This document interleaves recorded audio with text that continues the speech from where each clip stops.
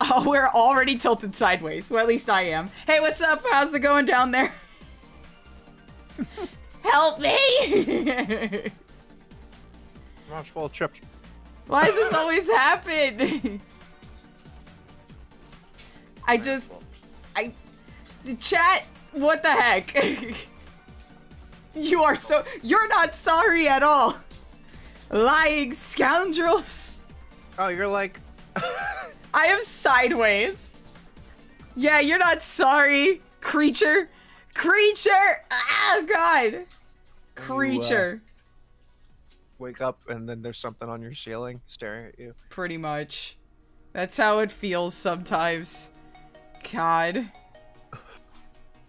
Anyway, hello everybody. Welcome in. How are you guys doing? Happy Thursday.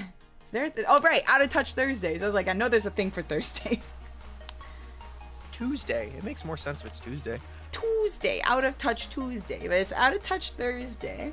But hello. Welcome into another evening of Festival of Ages 24. I hope you guys are doing lovely. Welcome back to the main stage. We've got a guest panel today, which is very exciting. And we have our guest right here, who is my bestie. This is HeyHCO, also known as HeyHCO. I'm so...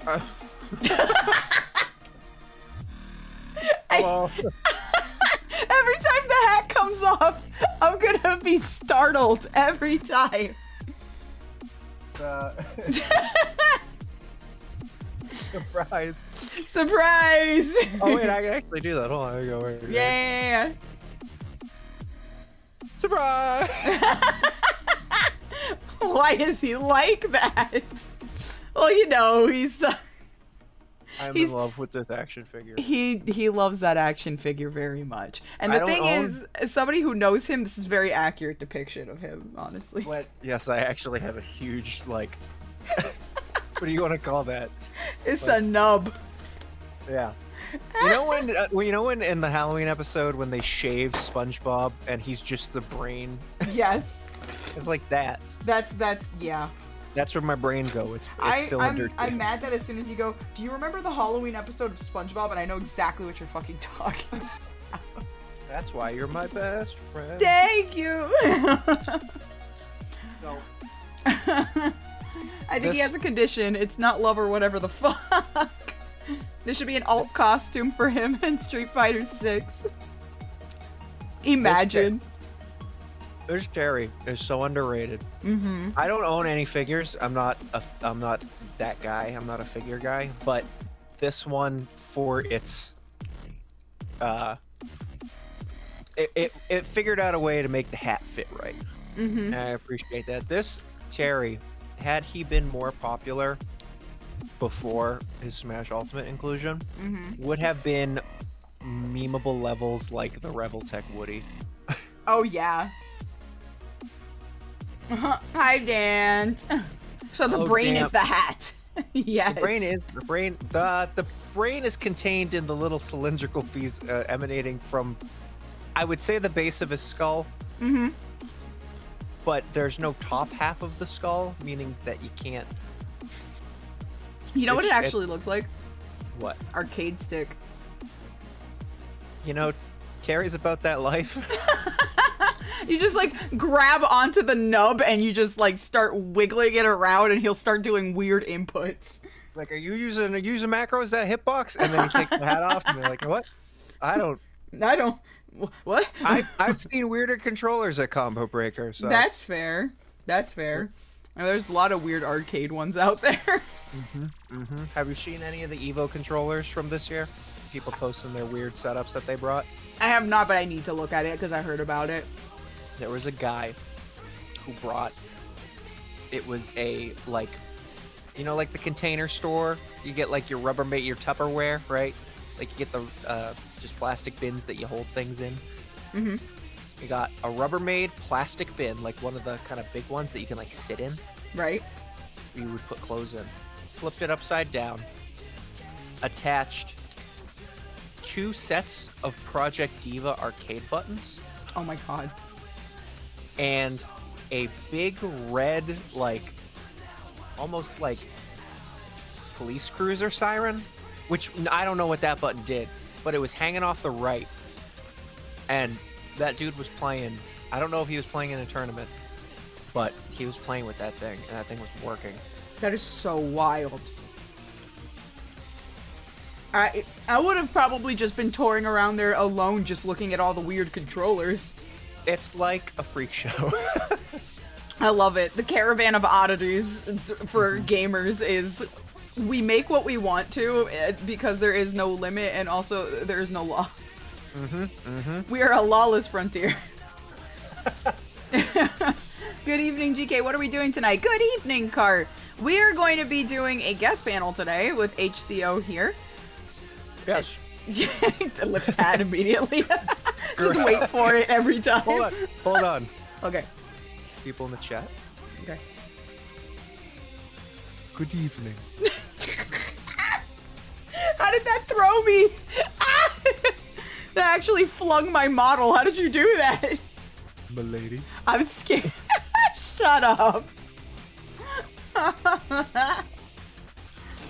We're doing a guest panel for Virtua Fighter and 3D 3D SEGA Arcade games. CO is very passionate. He's gonna talk about that stuff. Not what I'm passionate about. I'm just passionate. No, just passionate. Which is funny because if I give you a thing and you're like, oh, I find joy in this, your passion exudes and it becomes a fucking project. Listen, man. That project will never be finished. Yeah, but it's okay. I enjoy it. I'm still around. Don't worry. I just appreciate that you're still here and haven't vanished. Yep. Because the tracking chip that I put in the bottom tooth is still working. Listen, your community has blown up pretty big in the last, 18 months. So I think it is worth. By the way, I hope you also everyone enjoys the crunching and the munching that's happening because neither of us eaten today. Eating popcorn. Eating chips. I picked such a bad snack. Ow. So, I upload. So I met GK through Cart almost 4 years ago, and people might know me. People who have been here for the past couple of years through the pandemic period and everything. Even the pre-VTube glitch kitten, right? You knew me before I VTubed, yep. Yeah. I made a video about SRB2 Cart like 4 years ago called Pity, which I think everyone probably vaguely knows what SRB2 Cart is in this community. Yeah, right? Yeah, everybody in this community definitely knows what SRB2 Cart is. All right. So there was a big burst of YouTube algorithm stuff where people were seeing the Coral Dev, Scott Falco, I think Vinny played it. This was all around the summer of 2020, and then a bunch of other people got like swept up in that algorithm. Yep. One of which was Mocha, who did that Sega Rally stream was 2 weeks ago, which was awesome. I love that. Oh, it's so good, yeah. And myself. Yep. And Spycrab as well, who's also part of the Invalid Gateway. True. I became known as one of those cart guys, and I met GK through that, and I did a couple of other things, and people started to find out that I was into fighting games. And I'm into a lot of different kinds of fighting games, and I do like a lot of Sega. So this was a shoe-in. Virtua Fighter is one of my favorite Sega properties, and it is also, as a franchise, it is my favorite 3D fighter, like a fighting game that takes place in a 3D space, in which there are really only two that reign supreme. Soul Calibur, when a game is out. Right. And Tekken, literally all the other times. Also fair. So, yeah. So, VF is an interesting kind of beast because it is like the third, but it's also like the weird redhead child that's forgotten. And oftentimes that's Sega's doing, and we can talk about that a little bit later. But I do have a presentation a little bit about Virtua Fighter. That is not necessarily about. So we've had presentations about stuff like Sega Rally, Jet Set Radio in the past. This is a lot less focused on the game Virtua Fighter, and a little bit more into the stuff that I'm personally into, which Virtua Fighter is involved in, and something that I assume is going to be recurring, which is 3D Sega arcade games from presumably the late 90s, mid 90s into the early aughts. So it's going to be an interesting take because this is a lot more hardware related than maybe just a Virtua Fighter lore cast. I mean, literally Swole's panel was all about the Sega Pico and the Cobera. So...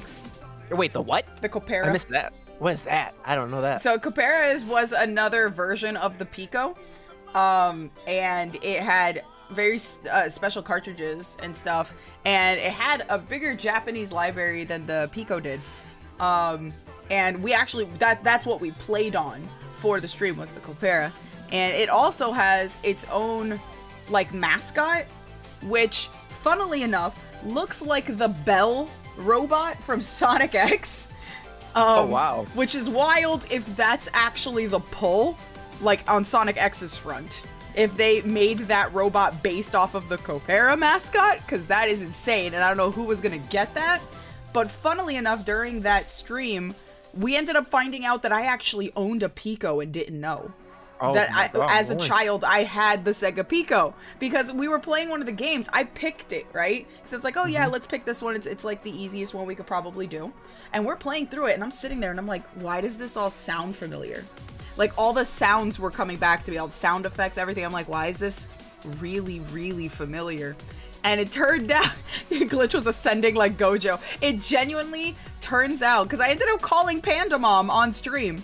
And I was just like, Panda Mom, can I ask you a question? She's like, yeah. I was like, did I have something called the Sega Pico growing up? And she's like, so we didn't have a Sega Pico, but your dad had a Sega Pico. And I was like, so I'm guessing when I was over at his place, I was playing that. And she's like, oh yeah, all the time. And I was just like, that's insane that I forgot that I did not remember that. And this like brought me back. I remembered the game suddenly. And I was just like, yeah, when you go to this screen, it does this. Like, it all came at once. All at once. It's a memory I unlocked that was crazy to me. The relationship between a person and their weird semi-obscure handheld console that they had that was not a Game Boy or a DS or a PSP, whether that be a Sega Pico, whether that be like a plug-and-play system, whether that be a weird sports game that you got at McDonald's drive-thru, or something like an Atari Lynx. You got that's a core. That is a core memory. Oh yeah. I think like there's plenty of different like video games that I've experienced when I was younger, because the Game Gear is also a really big vivid memory for me, as is the Dreamcast, and funnily enough the 3DO, because my mom played Night Trap all the time, and that no, are you kidding? Yeah. Well, I mean, come on, you've met Panda Mom. That's not surprising. She should come visit. She should. I have Night Trap, and we can play Night Trap. Yeah! Our game's so hard. Oh, you'll invite her, but not me to come visit. No, I say you can come too. Yeah, it's fine. Oh, yeah, sure. I see how it is. Although I don't blame you. My mom is very cool. Pretty cool. She's a really cool mom. I'm very lucky.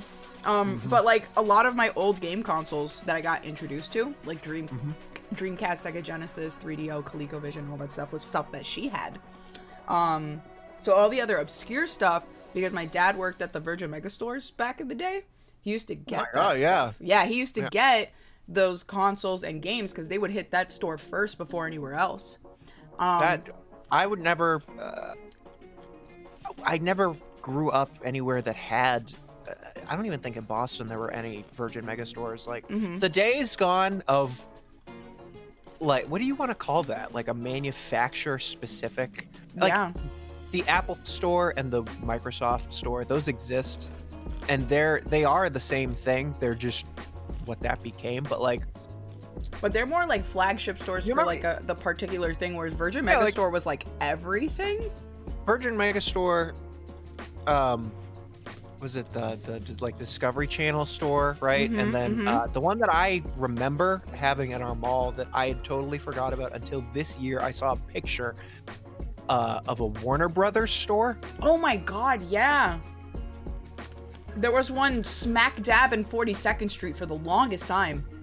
We had one, I want to say it was somewhere in between Boston and Cambridge, but in the, I think it was probably in the Cambridge Galleria, but it was like, I forgot about, like, it was a statue of Bugs, I think, and the Statue of Liberty outfit that I hadn't seen or thought of since probably 2002, that I was like, what the hell?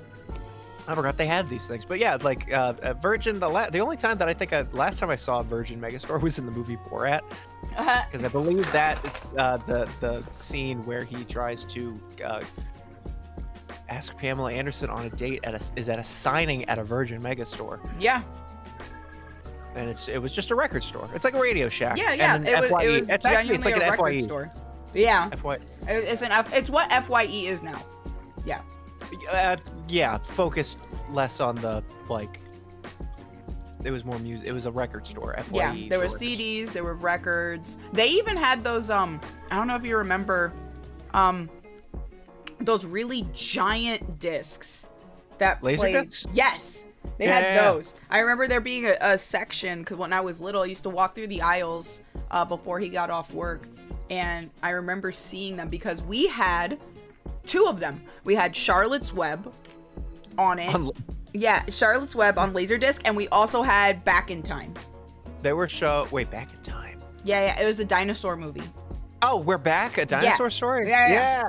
I love that. So I heard Back in Time. I thought of the Back to the Future song.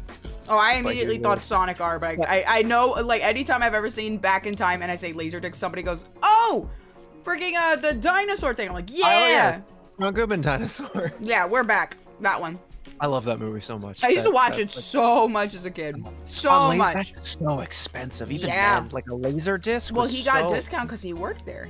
Yeah. Yeah. He'd get it for almost nothing.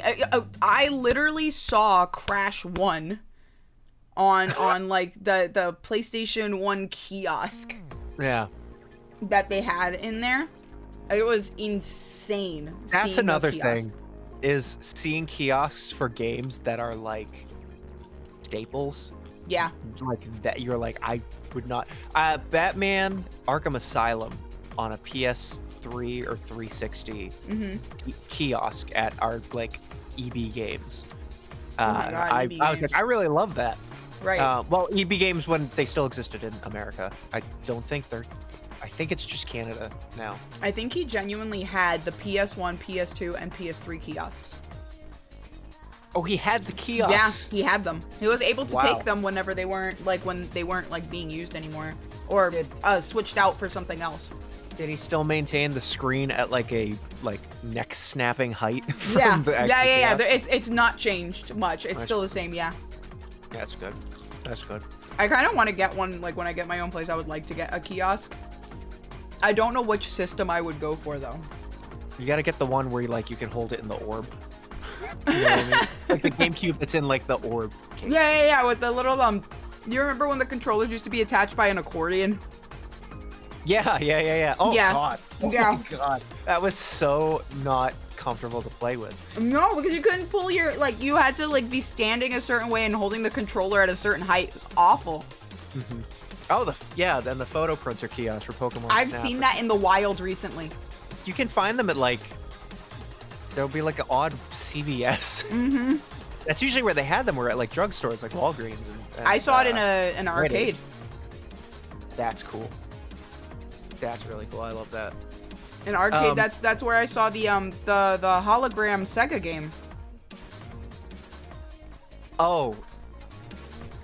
You know what? We'll get to it. Okay.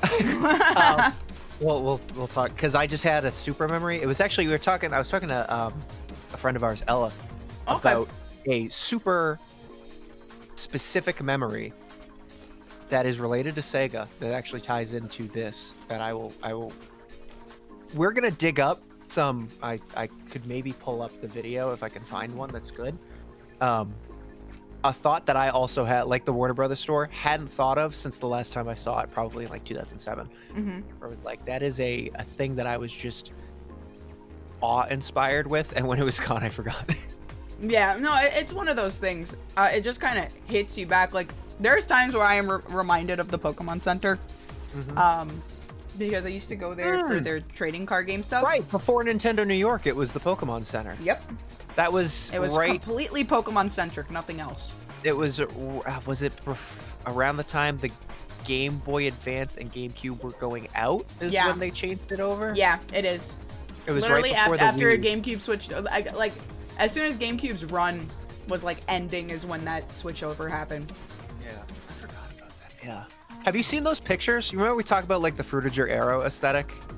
Those old pictures of like Nintendo New York, right when it became Nintendo New York, are like so aesthetically pleasing. It's so wild because I remember being in there, right? So I remember like how high the ceilings were, and like I can remember where all the shelving was, like what usually was placed on all the shelving, like all the time. Anytime I go into Nintendo World, it takes me like 2 seconds, but I will like immediately remember how the bottom floor used to look like. Yeah. Yeah, because that's always been 2 floors, right? Well, now like the Pokemon section in Nintendo New York is a really small section now on the top floor. They got 1,000 IPs that they're constantly using. Yeah.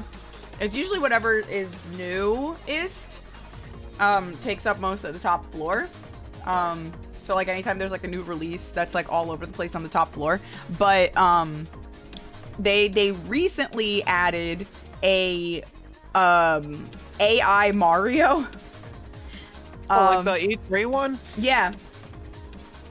So you can go up to the screen and stand on one of the boxes, and he'll like run to the screen where you're standing and start talking to you, and if you talk back to him, he will answer. You mean AR Mario? Yes, but the reason I say AI is because he has like questions and stuff, but you can ask him random stuff, and his answers are kind of generated, sort of. Okay. It's weird because literally while I was there with friends, they had asked Mario had asked them, "Do you have a pet, like a puppy or a kitty?" And my friend was like, "Oh, I have a cat. What about you?" And Mario immediately goes, "Oh, I have a Yoshi, but he is really hyperactive, and sometimes he doesn't get off of me when I tell him to. Sometimes he'll tackle me and lick me all over the face, and then I can't breathe." And I'm like, "What? Like that can't be a scripted answer. Like that's wild." I don't think that's AI generated. I think they finally allowed Mario to express his true form, which is undiagnosed, untreated ADD. He's just like us, for real, for real. I am like Mario, really. I've never felt so connected to Mario. Yeah, on God, genuine. I have a video of it too. The quality of the screen's not great because of the way that the screen is layered. On camera, it looks really weird. Oh look, it's Fish. Hello, Fish. Welcome in.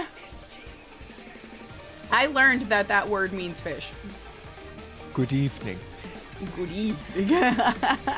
Welcome in, Raiders. Thank you so much for the raid, Fish. How you doing? How's it going? You see? Oh, they were playing Okami again. I have yet to be able to actually play Okami on this computer.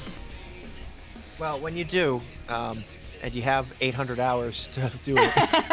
Yeah, it's a very time-consuming commitment type game that I've noticed. That's what stopped me from playing a couple of games, to be honest. The second false ending. I used to have it on the PlayStation too, actually. I'm good. Got through, I think, 2/3 of Okami now with the second false ending. Jesus Christ. 27 hours in, and I'm expecting it to go 40 at this rate. I'm so sorry. I appreciate your efforts, though. Godspeed. 40? I think people that were playing it that I know, like, their clear times were, like, 65. Oh, yeah. It's, like, crazy big. I agreed to this. No one made me. I feel that. There's challenges I put on myself for certain games, and I'm like, why did I do this to myself? I thought this was about self-love. I'm just angry.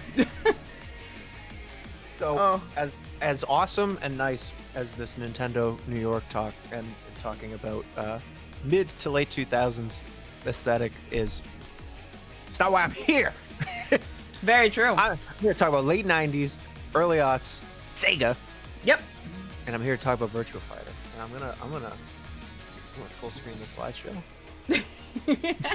let me go ahead and switch over to our lovely guest's presentation. Actually, you guys are in for a treat because I also have not seen it. So this is a surprise for me too, like the hat tip. Why? The lady. You know what? Never changing that. All right, let me go ahead and mute the music. There we go. Perfect. All right. All right, welcome everybody in. Everybody sit down at your desks, grab a pencil. You will be tested. And if your grades are anything below freaking B rank, you're all deceasing. I don't know. A test? Yeah. I'm back. My bad. The kitchen exploded. Who is winning? Lot of questions. Dan, you're winning. And Dan, you missed Wave Ocean.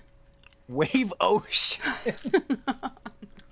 I need you to understand that every time I see Wave Ocean or hear it, I do verbatim in that exact voice go, Wave Ocean. Every time. I always think of Dan, and I also say it that way.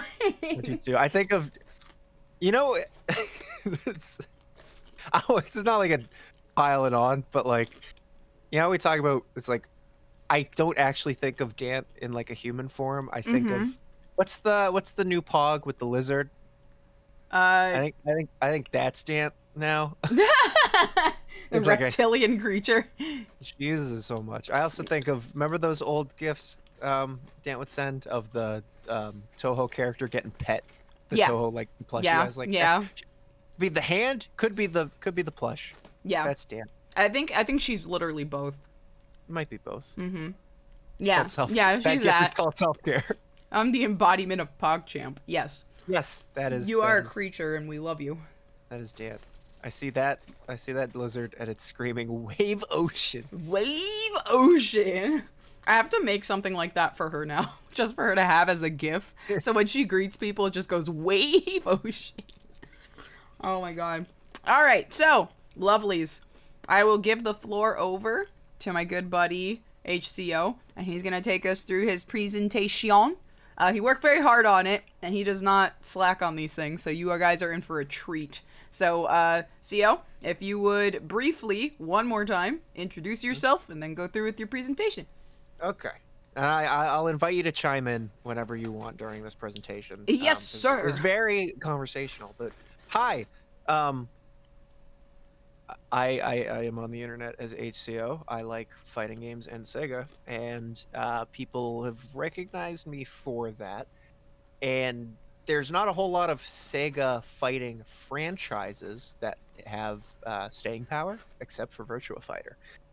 So this title, Virtua Fighter, A Brief Lesson in Sega 3D Evolution, is actually going to be taken in a different direction than what you guys might expect from a Virtua Fighter presentation. And what I mean is, this is not going to be a let's catch up on the Virtua Fighter lore. There is lore. There is an evil organization called the Judgment Six. There is a bunch of guys fighting in square rings. There's a dude who just is trying to catch a fish. Me. Which I feel like you would relate to that character. Me. Just me. And each character is known for their unique fighting style. And also, arguably, the hardest to learn main character in fighting game franchise, probably. I would say. Okay. It's probably why no one plays Virtua Fighter. But Virtua Fighter is kind of what we're going to talk about. We're going to talk about the evolution of Virtua Fighter visually, kind of some of the system and mechanic stuff changing over the years. But I'm also broadening the scope because I want to talk about Virtua Fighter. But I can't just talk about that without talking about some other things that kind of not necessarily paved the way for it, but were a part of its upbringing. Mm-hmm. And that's the phrase Virtua. And I can't really talk about Virtua without talking about the origin of Sega entering into the 3D arcade market. And I am talking about something that probably people are very, very familiar with at this point, especially if they're here from Mocha Stream and all that. And that's the Sega Model 1 and the Sega Arcade Model 2 arcade boards.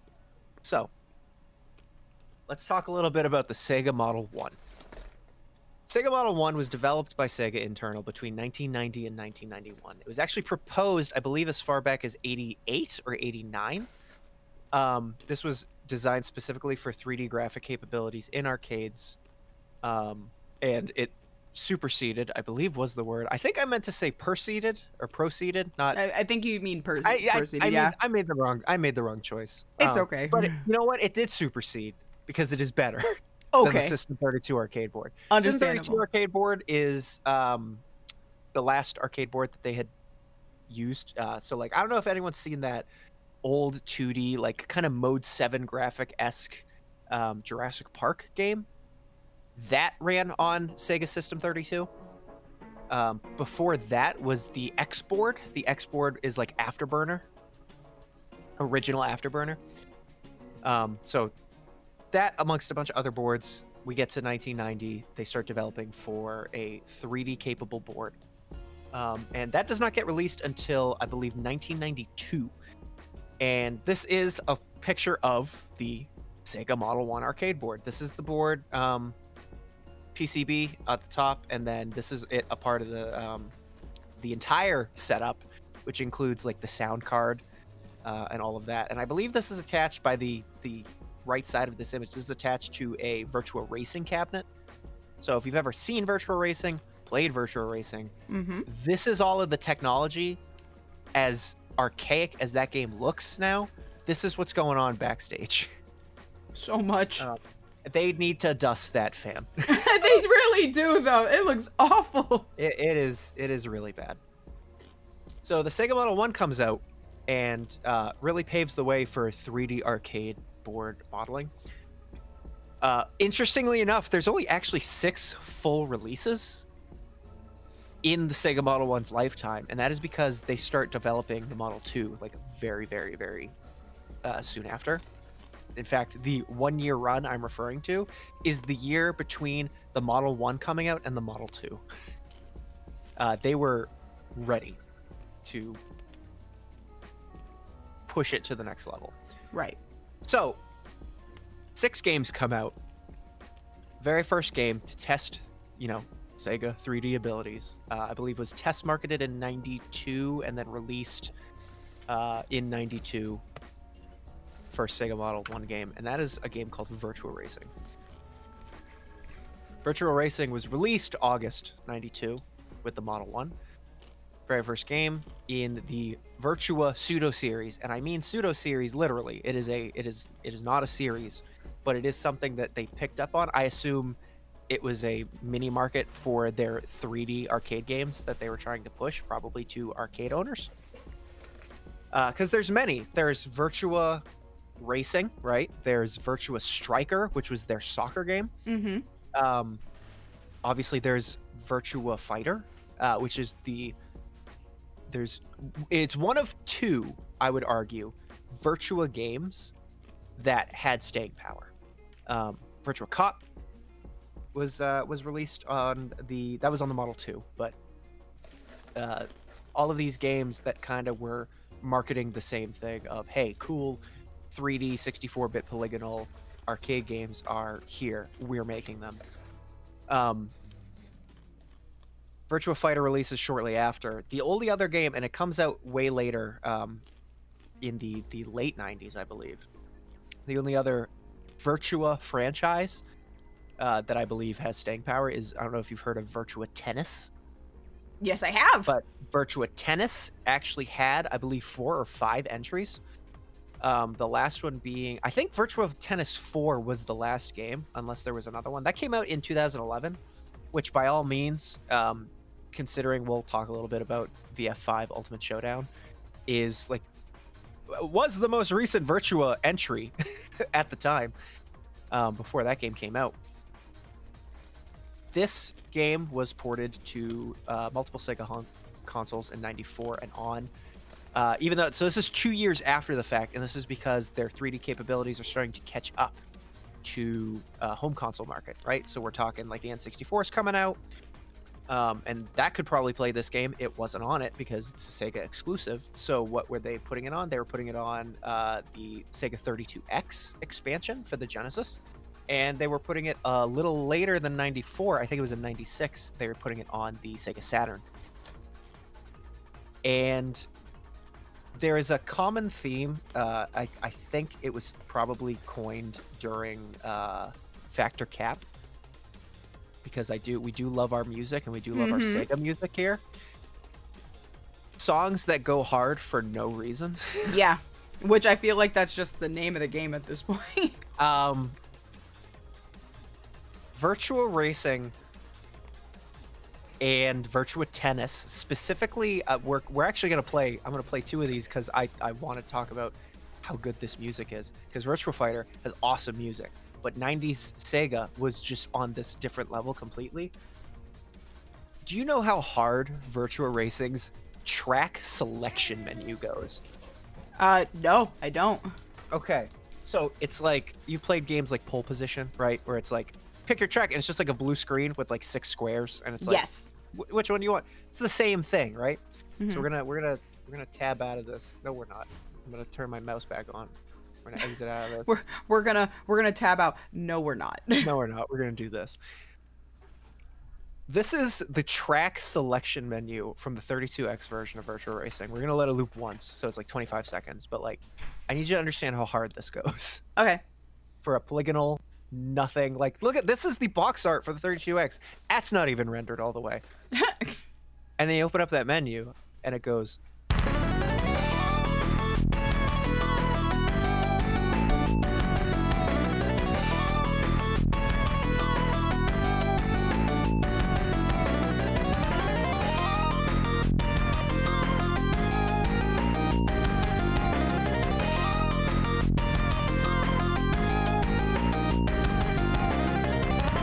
It loops. Goodness gracious. You're on that menu for probably maybe 10 or 15 seconds. Why does it feel so nice, so comfy? So, that goes hard.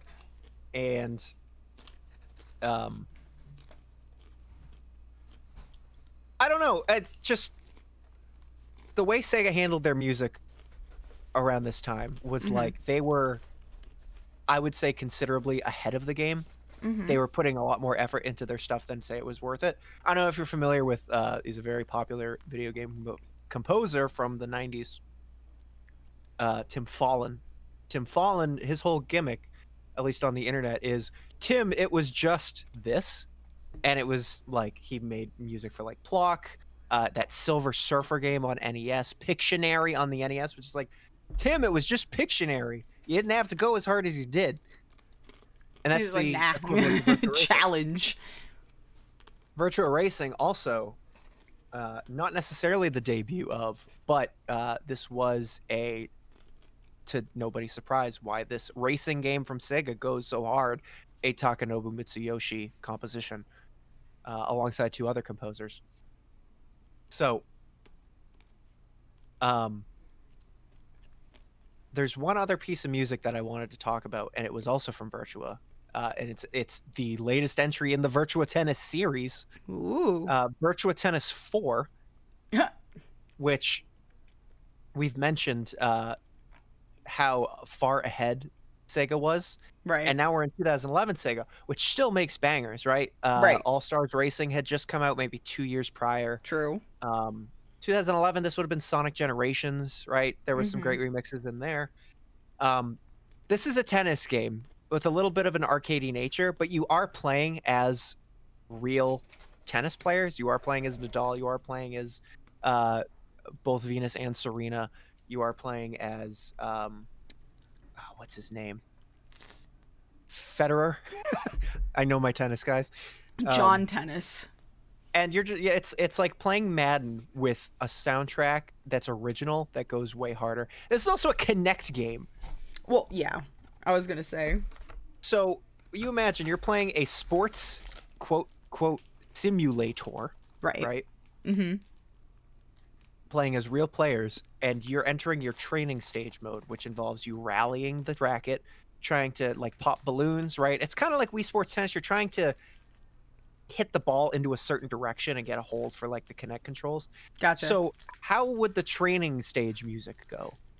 It'd probably be like, I don't know, simple, so you could kind of like, I don't know, concentrate, or very like upbeat to get you like hype about it, I would assume. Right. You would think, right? And Wii Sports had a really good one, right? It was like kind of a faster version of like the I'm losing it. The win, like the match ending theme, which was Yeah. yeah. So it was like a faster version of that. It was kind of like exciting. Mm-hmm. This is what Sega did for Virtua Tennis 4 in 2011 for their training stage, just rallying the ball.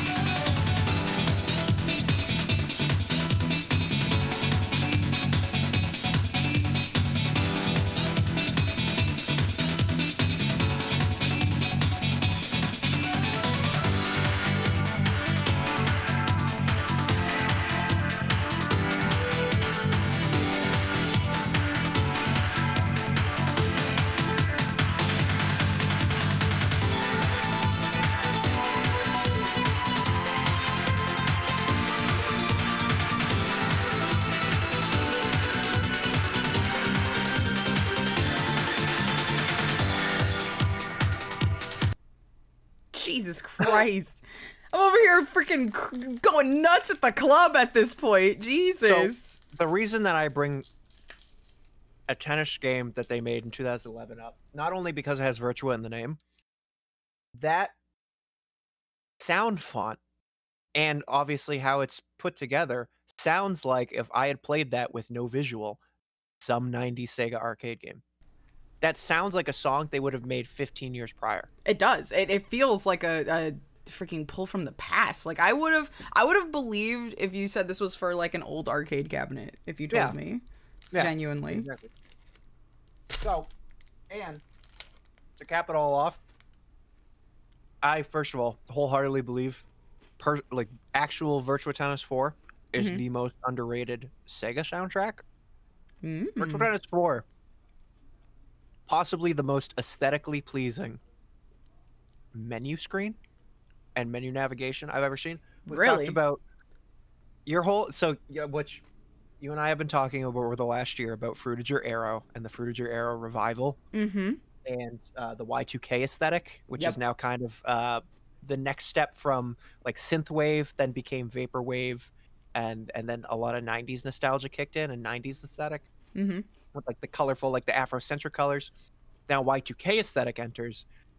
I thought it was worth pulling up because it's so pretty looking.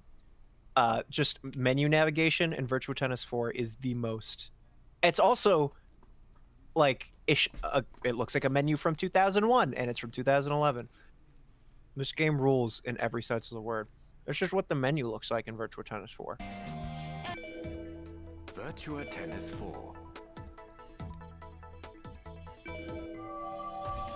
Oh my god.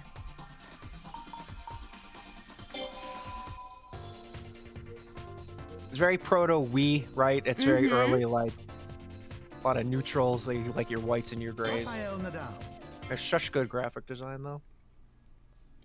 Oh my god, it feels like everything, all the stuff that I like when it comes to aesthetic. When it comes to like the Y2K aesthetic, but also into like it's so Xbox 360. That's the thing. It's not what I was gonna say, because Xbox 360 also had its own design foundation that it ran with, its own template of how a lot of its stuff was situated, not only with its menu but certain like tie-in games.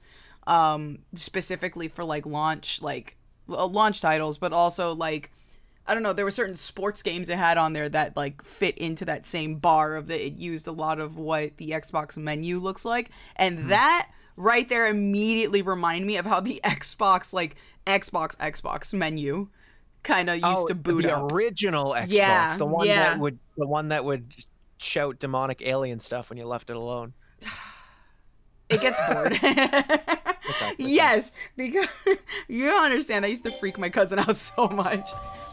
But yeah, this, especially the way the menu is laid out with like the bars going all the way down, and like it's also the gray and purple color yes, scheme. it's the gray and purple like color scheme. It's extremely sleek, and it almost has a chrome-like addition to it, but it's not like metallic chrome shiny. It's more of like, it's almost like a matte chrome, if you know what I'm talking about, where it almost looks like if you touched it, the texture would be slightly like bumpy.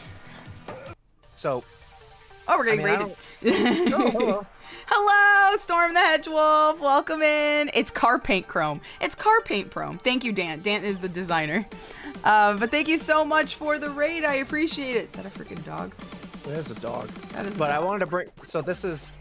I guess I can't really full screen this, but this whole thing for people who don't know what Fruitiger Arrow is a early 2000s. Hey, Sonic 2.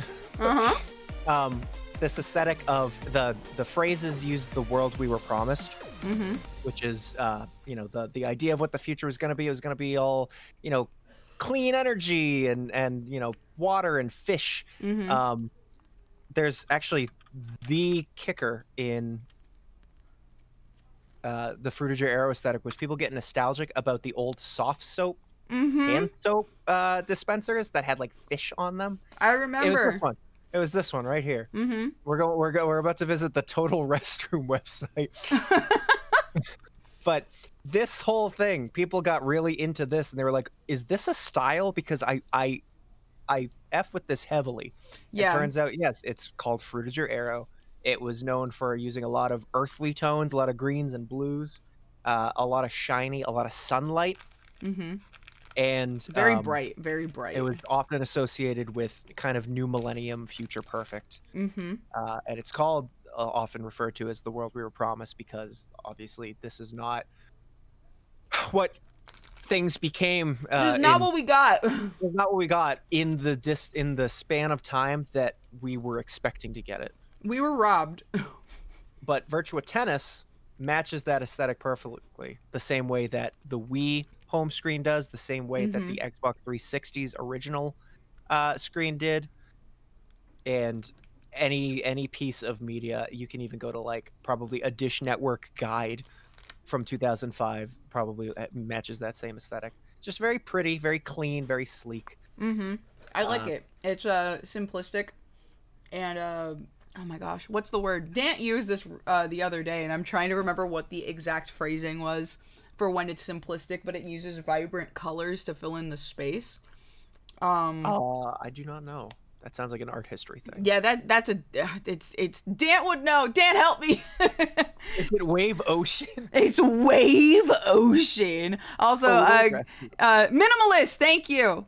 Minimalist. I literally was like fussing with the word. It's minimalist style. Yes, it's where certain parts of the canvas are used up by a vibrancy of colors that make the space feel full, while also leaving empty areas for artistic patterns. Now that's interesting, because that can go one of two ways. Because minimalist is very connotative now. In corporate minimalism, right? You take your Pringles guy, you get rid of all of his shiny gradients and all that, and you just kind of make them flat. There's a lot of flat art. Taking your fancy decorative fonts and turning them into something that is just like a generic sans or a generic serif font. Right. That sucks. Yeah. But stuff I wanted to bring up, because the Virtua series has some legs, especially in the sound department. They do. So, Sega ported those, brought us those 6 soundtracks. And not shortly after Virtua Racing comes out, Virtua Fighter is released. This is released about 13, 14 months later, October 93, comes out worldwide. So Europe, Japan, and America all got this at the same time. It is considered one of the first. I know that there are games before it, but this is the first one that got really popular. How popular? Popular enough to beat Outrun as the new best-selling arcade machine for Sega. That's something wild. that Outrun was holding at the time for about 7 years. Because Outrun came out, I think, in '86, right? I believe so. We were talking earlier about the Sega Pico mascot, right? Yeah, looking like for the Bell. Copera. Mm-hmm. And Outrun, if I'm not mistaken, is technically the first time you see Sonic. Isn't Sonic an air freshener in the car in Outrun? I From the believe first so. person Yes, yes, in the dashboard. Yes. So, this character. So I don't know if you've seen, right? People. I'm sure people have played stuff like Smash Brothers. People know what I'm talking about. Outside of that, but like, there is a cosmetic for Little Mac. There's a costume where it's just the hoodie and a wireframe guy. And the wireframe guy is what was used to compose these models. And what they did is they put, I think they're called quad shaded or something, quad something polygons on in between each of the wires. And that created these characters, which are very single texture, very flat art. They're just serving the purpose of create someone that looks like a human. The fact that they made people like Kage and Lao and not just, you know, people like right here, like Jackie and Jeffrey, that were, let's make one item of clothing that we can only color one thing. And call it a day, because that sounds like work, and we don't know how to do that. That sounds Don't like worry. work. We do not want to do that. Please stop making us do things. And then the team went, oh, we already got people working on that. Oh, never mind.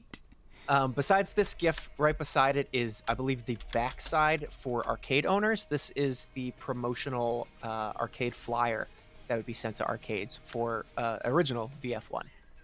This is the Japanese one. There is a very popular American one, which is, I believe, Wolf Hawkfield getting punched through a screen. But it's not Wolf as they would depict him in, like, box art. It is just the VF1 Wolf model. And they're like, it's so real. And you're like, I don't know, Chief. I just came out of the Lawnmower Man in theater, and that guy had that guy, yeah. He had some textures to him. He sure did. So VF1 comes out, and it sells very well. It does very well for itself. But time moves on, and Sega was moving very, very, very fast, because October 93 rolls around, VF1 comes out. That same year, towards the end of it, I believe in December. Oh, God. The Sega Model 2 comes out. The Sega Model 2, developed by Sega AM2, is probably, I think the chat would agree, the most, amongst people who love arcade games and video games in general, is probably the most recognized arcade board, period. Besides, except for maybe Capcom CPS2 board, which ran every 90s fighter and beat 'em up that Capcom put out, right? That was your battle circuits, your Final Fights. Mm-hmm. Well, Final Fight 2, maybe. Street Fighter 2, I think New Generation as well. And all the Darkstalkers games. Those were all on the CPS2 board. So that's a iconic Capcom era. Sega has had many iconic eras. Its Dreamcast era, its Genesis era, but its arcade era is also, you know, well known, and the Model 2 is what people associate. Bottom right is actually, this is the Model 2 board. This is actually the Model 2 board for Dead or Alive, which is a Konami game, but was done on Sega's hardware. Wow. So that is the original Dead or Alive. That is what all those computations created a franchise known for its beach volleyball more than its fighting. Where there is fighting sometimes. Yes. Sonic the Fighters, Sega Rally, and House of the Dead. Those are also, again, both arcade flyers for both games. The Japanese one for House of the Dead, that is, I believe, the American and European. That's specifically for the twin type. I don't know if you've ever seen the twin type. It's basically like a dueling racer, right? They're connected to each other, so you can play two-player in the arcades. I think I've seen it, yeah. Yeah. They did a lot. They did those for like Daytona as well. Also, Ooh. new game. So they wanted to move forward, and people, obviously, I'm talking, and people are reading things ahead, and they might be wondering, hey, what is the deal with Sega working with military contractor Lockheed Martin? Oh. Sega wanted to continue pushing 3D graphics in the arcades, and was trying to find a way to move on from a lot of flat textures, maybe some more polygons. And GE, General Electric, you know, every kitchen and laundry section in a Best Buy, in a Target, in a Sears, all of your appliances, that GE, General Electric. And Lockheed Martin worked with Sega to make the Model 2 board. Lockheed Martin specifically was there for texture mapping. I assume because of their defense systems, something to do with that. But because Afterburner. Afterburner is such a good game, by the way. I know. I am in love with Afterburner, like way more than I remember. The sickest I've ever felt in an arcade was playing Afterburner Climax on the machine that actually rotated. Oh my god, that would have been so fun. I had to tap out real quick. Well, we were talking about like how wild it would have been to been in a machine that actually rotates and spins with the plane. Mm-hmm. Yeah, that was the one. It was like, I was like, it's tilting the whole thing. This can't be right.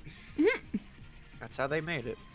So 94 comes around, Model 2 comes out, and almost instantly becomes the most successful arcade board and most recognized amongst fanatics, which we're talking about, the CPS2 board and the Model 2. This, do you know how expensive Model 2 games are? They're very, very expensive. Some of these machines were selling, adjusted for inflation, $39,000 to My arcade. god.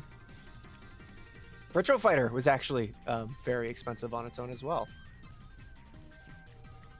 So, besides how expensive it was, they sold very, very well. And now, as we move on from the arcade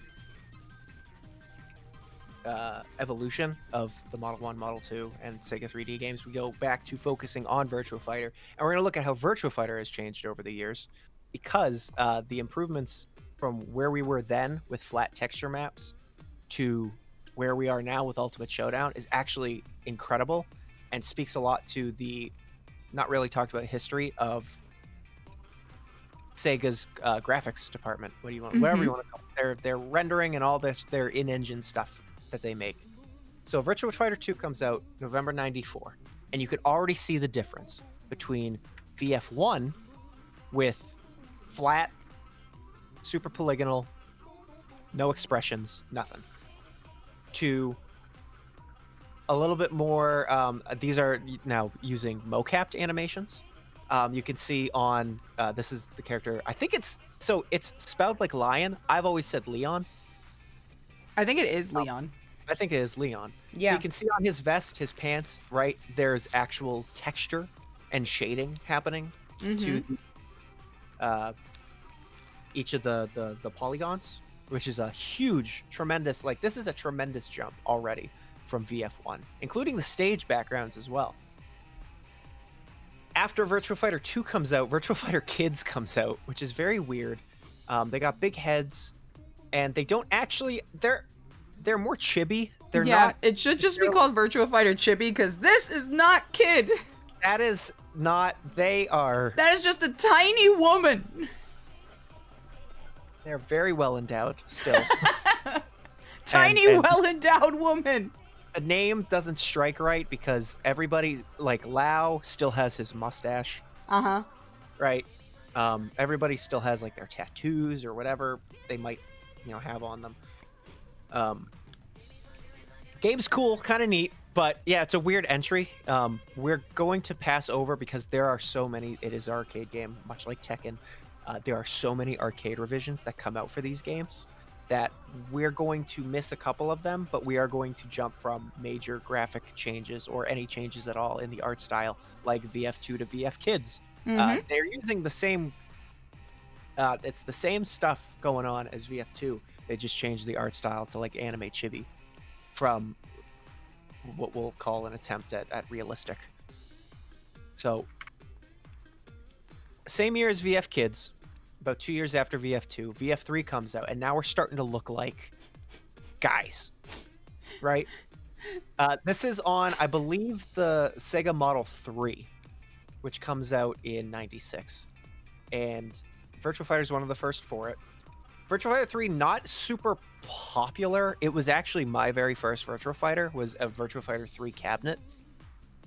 But most people would rather go back to 2, or they would move forward to 4 and 5.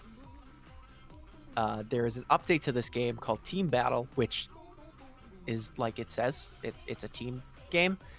Team in the Capcom versus SNK or King of Fighters way, rather than say like a tag fighter like Marvel. Once your character's KO'd, then the next person comes in instead of just going to like another match. But we're starting to see literally the characters take form into a human form. And then we jump to the PS2 in 2001. Now, all of these games had arcade releases. VF3, I think VF3 was on the Saturn. But VF4, now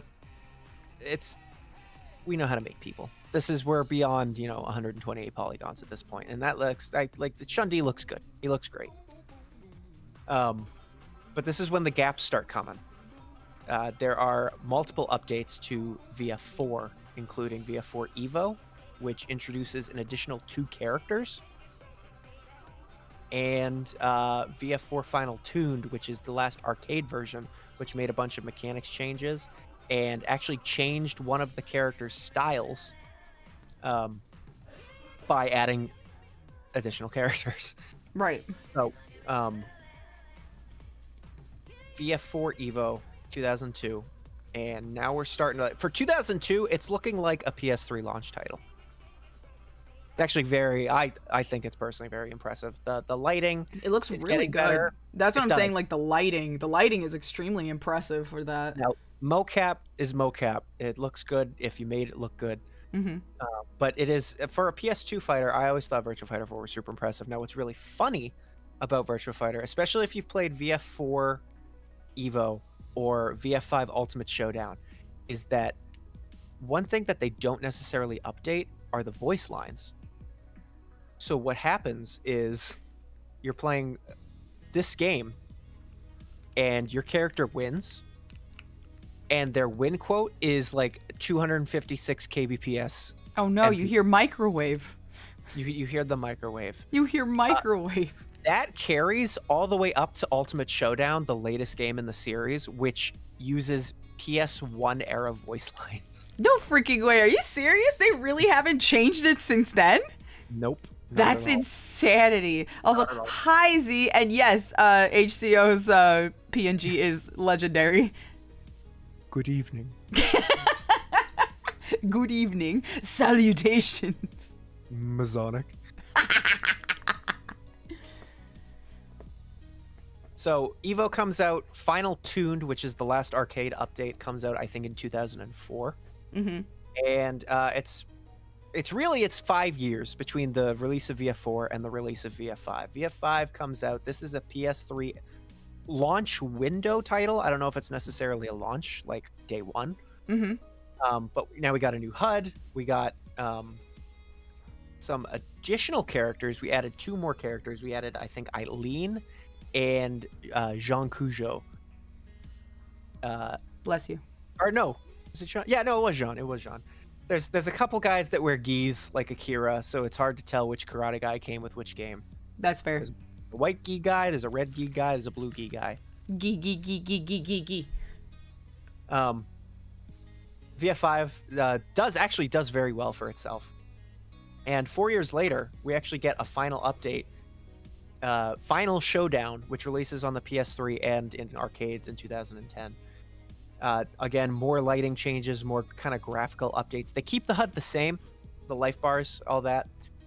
But it is just kind of an overall cleaner presentation of VF5 from 4 years prior. And this is the end of Virtua Fighter, by all means. Final Showdown is the final update to Virtua Fighter 5. And we don't hear anything until... And I actually remember, because this is around the time you and I were hanging out, like, watching Poppy. Uh-huh. No, I remember. June 2021 was the last full month that I was at the old job, where I was working the graveyard shift. Mm-hmm. Sony announces on their PS Plus program, right? They announced the free games for the month, if you're a PS Plus subscriber. Mm-hmm. And they announced Virtua Fighter 5 Ultimate Showdown, a game that had no marketing, no one knew was coming out, didn't, like, what is this? Because everyone thought, at this point, Virtua Fighter was dead. This game shadow drops for free for a month on PS4. This game is PS4 exclusive. It's not on Steam. It's not on Xbox. And it is, again, another graphical update, a major graphical update. It's insane looking. It is insane looking, the same way that Street Fighter 6 2 years later would do the same thing. Because when Street Fighter 6 comes out, Street Fighter 5 has that kind of iconic ink and a little cartoony look to it that BF4 kind of established with the 3D entries in the game franchise. Virtua Fighter's kind of not the same way, but they're a little more realistic looking. Street Fighter 6 runs on the engine that they were using to develop the Resident Evil remakes. That's why it looks so real. That's why that original SF6 teaser is so hyper detailed, like individual bones in Ryu's toes curling and sweat coming off of the forearm. Very weird, very like, but it was essentially like showing off, hey, RE engine is what we're using for Street Fighter 6. Virtua Fighter 5 Ultimate Showdown and Final Showdown looks so pretty because they switched engines to I'm gonna botch the name. I think it's the Ryoga-Kotoku engine. It's this is what at the time Yakuza Like a Dragon was being developed on. So the game looks so good because it's the Yakuza engine, right? Like a Dragon engine, which makes a lot of sense because that engine in itself, like the game, is gorgeous. Also true. And VF5 US's intro, right, uses that to its because now you're using it for like cutscene rendering, and it's beautiful. It's absolutely gorgeous. So that comes out of nowhere, and it's interesting because it's Virtua Fighter 5 Ultimate Showdown is my favorite Virtua Fighter game in the series. It's not the one we're going to be playing tonight, right? But it comes out in 2021 during the pandemic, and this is also June, so this is around the time of Evo, which doesn't mean necessarily anything, but for those who are in the FGC during 2021, there were some weird ass games on that stage because these were pandemic Evo tournaments, which means they were all online. Yep. So Skullgirls, Fightin herds, those are all main stage games because they had rollback netcode. It was hard to convince Street Fighter to do it. Tekken claimed that they were always doing it, but it was poorly implemented. Street Fighter 5 allegedly was in fact rollback, but it was badly implemented rollback. Badly implemented rollback is worse than delay-based netcode. VF5 Ultimate Showdown comes out with delay-based netcode, which causes stuttering. And it's not necessarily P2P, right? Like Call of Duty is P2P, which means that those servers will never go down because you're connecting to a person, you're not connecting to a central server. Right. Which is also why stuff like host migration existed in Call of Duty. You'd be in the middle of the match and everyone would stop and it would say migrating host because the guy who was running the room left. That's P2P. Delay-based netcode means if someone was stuttering, everyone's suffering. Everybody's suffering. And it's a net negative for everybody that plays. Yeah. is where like go home red bars came from, where it was like people are starting to be discriminatory towards Wi-Fi connections. If Right. you're not enabled up on Ethernet, what are you doing? This is also pre-5G, just before 5G, I think. Like in a mass market, right? There were people like there were 5G towers everywhere. I don't even think there were 5G towers everywhere in 2021. There certainly were less than a year later. And nothing happened after this. Like, yeah, it came out, it dropped, and then, you know, kind of slowly petered out as people were trying it for the first time. Some people really liked it. Some people were like, this is not Tolkal 6. This is not Tekken 7. This game's incredibly intimidating in the sense that Virtua Fighter might have the most heavy-handed moveset list per person, per character. How so? Most. So I used to play, so that character that's doing the crouching garbage, Vanessa, I used to play her. She has two types. She has an offensive type and a defensive type. You would go to hit pause. You would go to check move list. You would click Vanessa, and you would just hold down on the thumbstick, and 20 seconds later, you got to the bottom. Huh.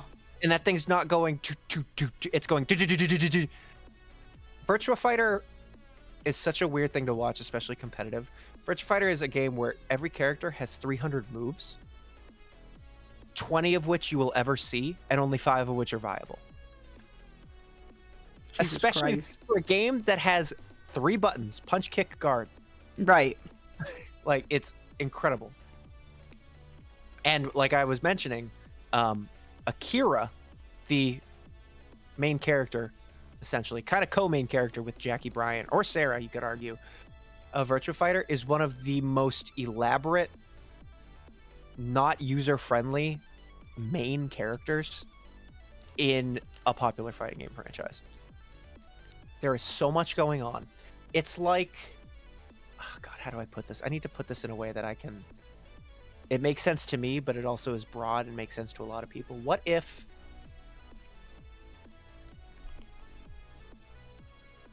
What if Street Fighter... What if Ryu wasn't the main character? What if it was E Honda?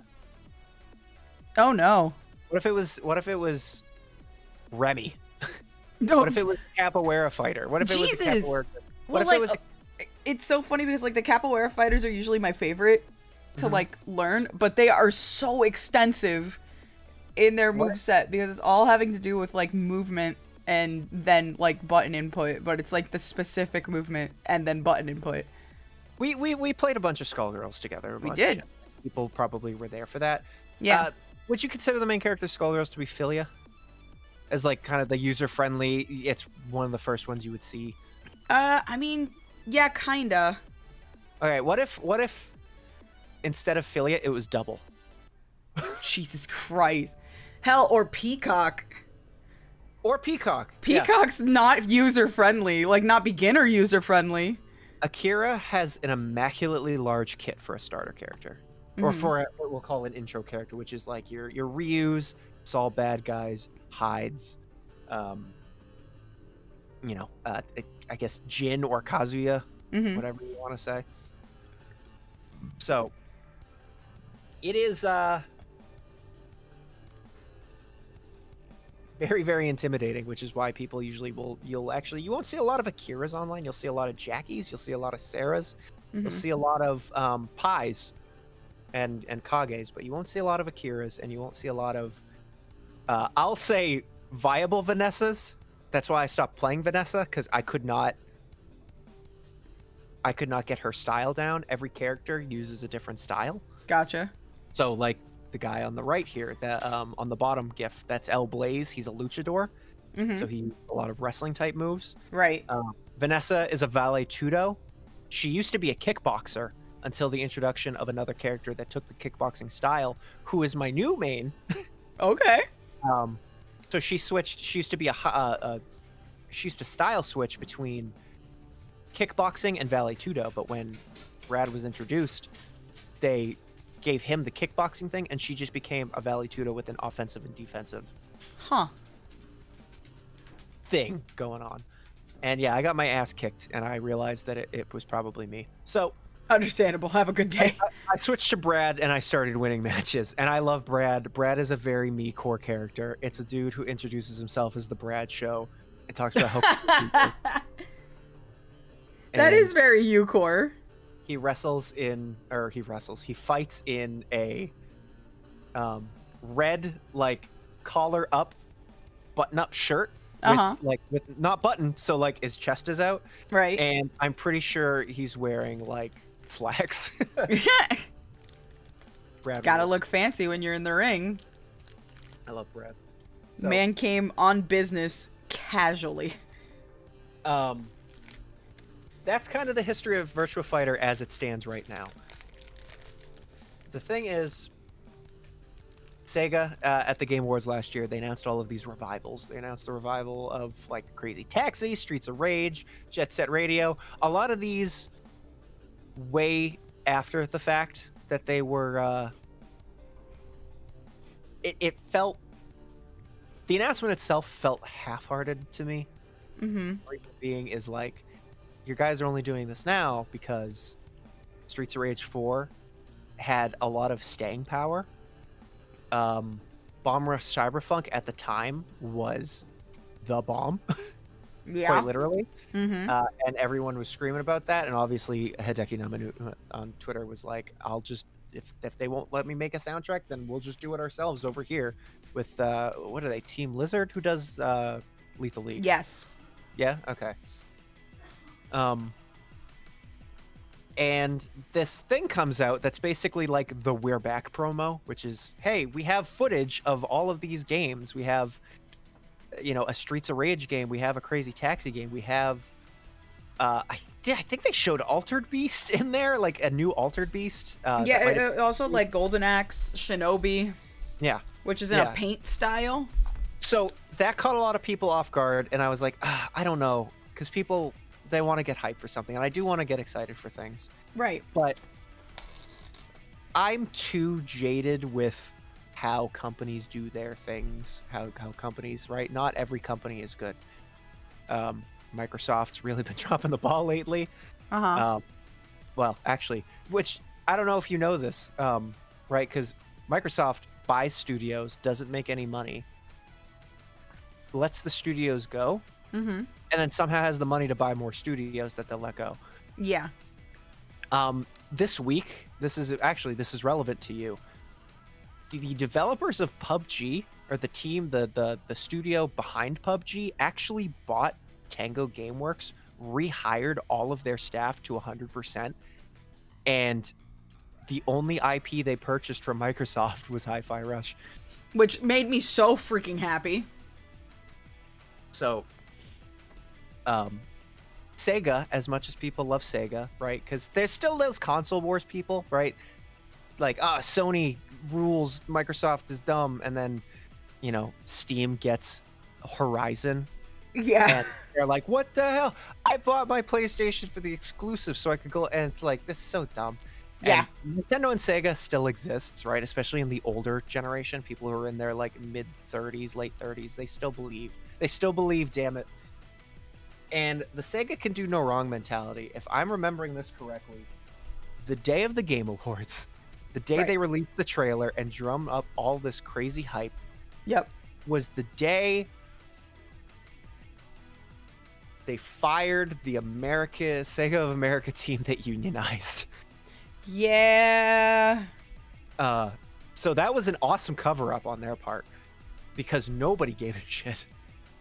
But I was like, everyone was like, that was a big deal. Sega of America unionized, and there was a lot of anti-union stuff going wrong. And game development is definitely an industry that needs unions because those guys get screwed day in, day out. And as soon as they unionize, they go through with it, and then the Game Awards happens, they go, we're back. And then the union team is gone. Yep. So it's funny how they do that. Companies will be companies. Yep. Unfortunately. But they're back. Guys, Crazy Taxi. which I don't think anyone was asking for. That was a weird pull, but I do remember. I think that trailer was related to something from, I think, maybe 3 years earlier, where Capcom does their elections, where they ask, like, hey, Japanese and the rest of the world market, what are your, like, favorite things? And Sega did the same thing, and they said, what do you guys want to see? And I remember people saying, the rumor mill was churning about the possibility of a new Crazy Taxi, a Jet Set Radio. It was literally everything from the list of the trailer they showed at the Game Awards. Yeah, which makes sense because people have been asking for like revivals or revisits to those franchises for quite some time. Mm-hmm. So Virtua Fighter was mentioned separately. Yeah, and this was around. I don't remember if Ultimate Showdown had come out or not, but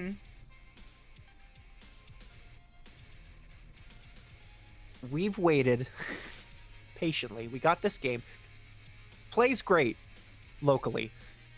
Depending on who you're connecting to, it plays pretty okay. It's a good delay-based netcode, but it's still delay-based at the end of the day. So there's still going to be the problems that you're not going to have with games with very good implemented rollback, like Street Fighter 6. I believe Strive has good rollback netcode, just bad matchmaking. Same goes for KOF 15. I actually don't know if that has rollback or not. Dragon Ball Fighter Z has bad rollback netcode. It was implemented not as good, and that is why that game didn't have the second win that people thought it was going to have. Yeah. It's really a shame. Because, again, bad rollback might probably be worse than using delayed netcode. Which is so freaking sad, too, because I was waiting for that. Yes.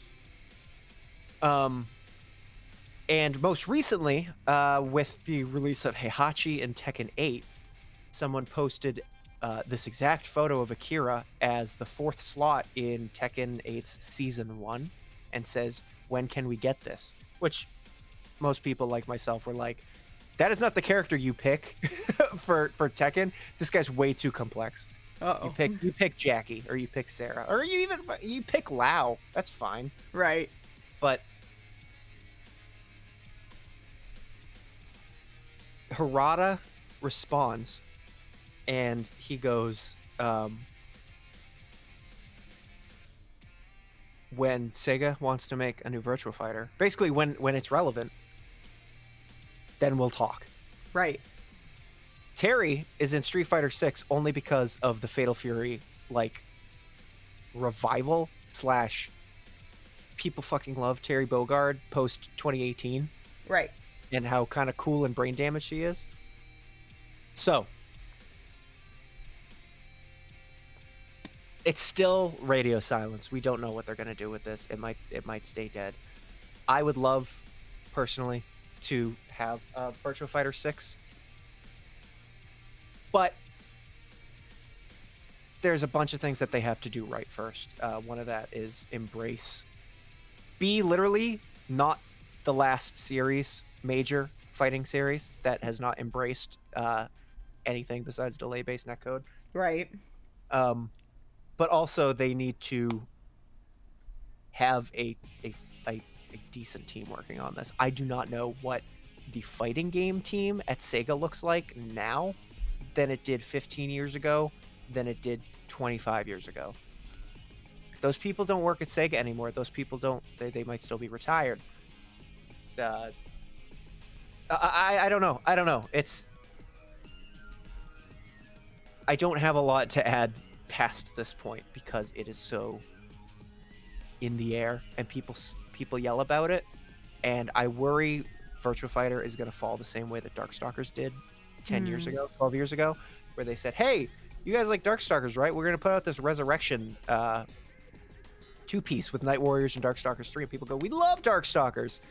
And then as partly Capcom having crazy expectations for this game, which is relatively niche because it is a very complex fighting game from the 90s. Right. With one-frame links on PS3. Did not do well, and Darkstalkers kind of remained dead even after that iconic picture of the Darkstalkers is not dead at some conference, I think in 2011 or maybe 2010. I do remember that. I love Darkstalkers. Actually, franchise, right, from the point of a franchise, Darkstalkers is my favorite fighting game franchise. Fatal Fury has my favorite fighting game character. Actually, my favorite video game character in Terry. And I love those games. I love, like, Mark of the Wolves is among one of my favorite video games of all time. Mm-hmm. Just how many days I will just pick that up for like 5 minutes and do like an arcade run, or pick up a loose game and fight Kate.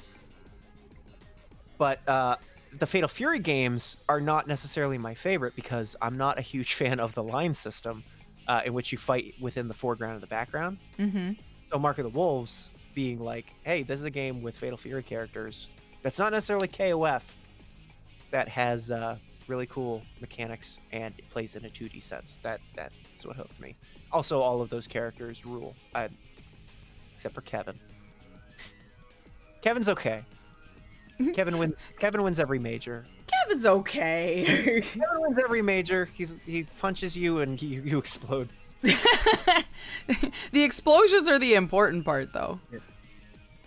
It's like early Street Fighter 6 when everyone was JP crazy. You gotta get that pizzazz. Yeah. So, the problem with the line system I have is it's a button press to fight in the foreground and background, and usually it's a face button, which I'm so attached to that being usually a strike, like a heavy kick, like kick, any of that. But also I have when I'm getting sweaty and I'm in a corner and I need a way to get out, I happen to hit buttons I don't usually mean to hit, and in Fatal Fury's sense, that is a button that sends me to the foreground. Sorry, that's my dog. Spooked us both. Okay, that's good. my issue with it. I still like Fatal. Like, I love Real Blood Special is my favorite Fatal Fury entry. But until this new one comes out, which looks beautiful, and I love these new characters. Big enjoyer of Preacha design. It kind of looks like the one from the canceled sequel from like 2000. But I don't know if you've seen any of this new City of the Wolves stuff. I don't know if you've seen the new character it was the first new character they showed off, which is Preacha. I have not. Dude, I like her design. Oh yeah? I'm into that type of woman.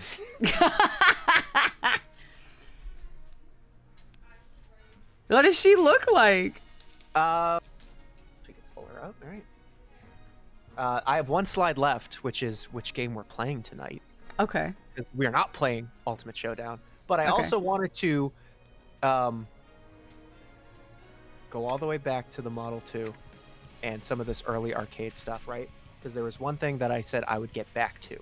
We're talking about SEGA Arcade games. SEGA owned a chain of arcades called GameWorks. You familiar with GameWorks? Mm-mm.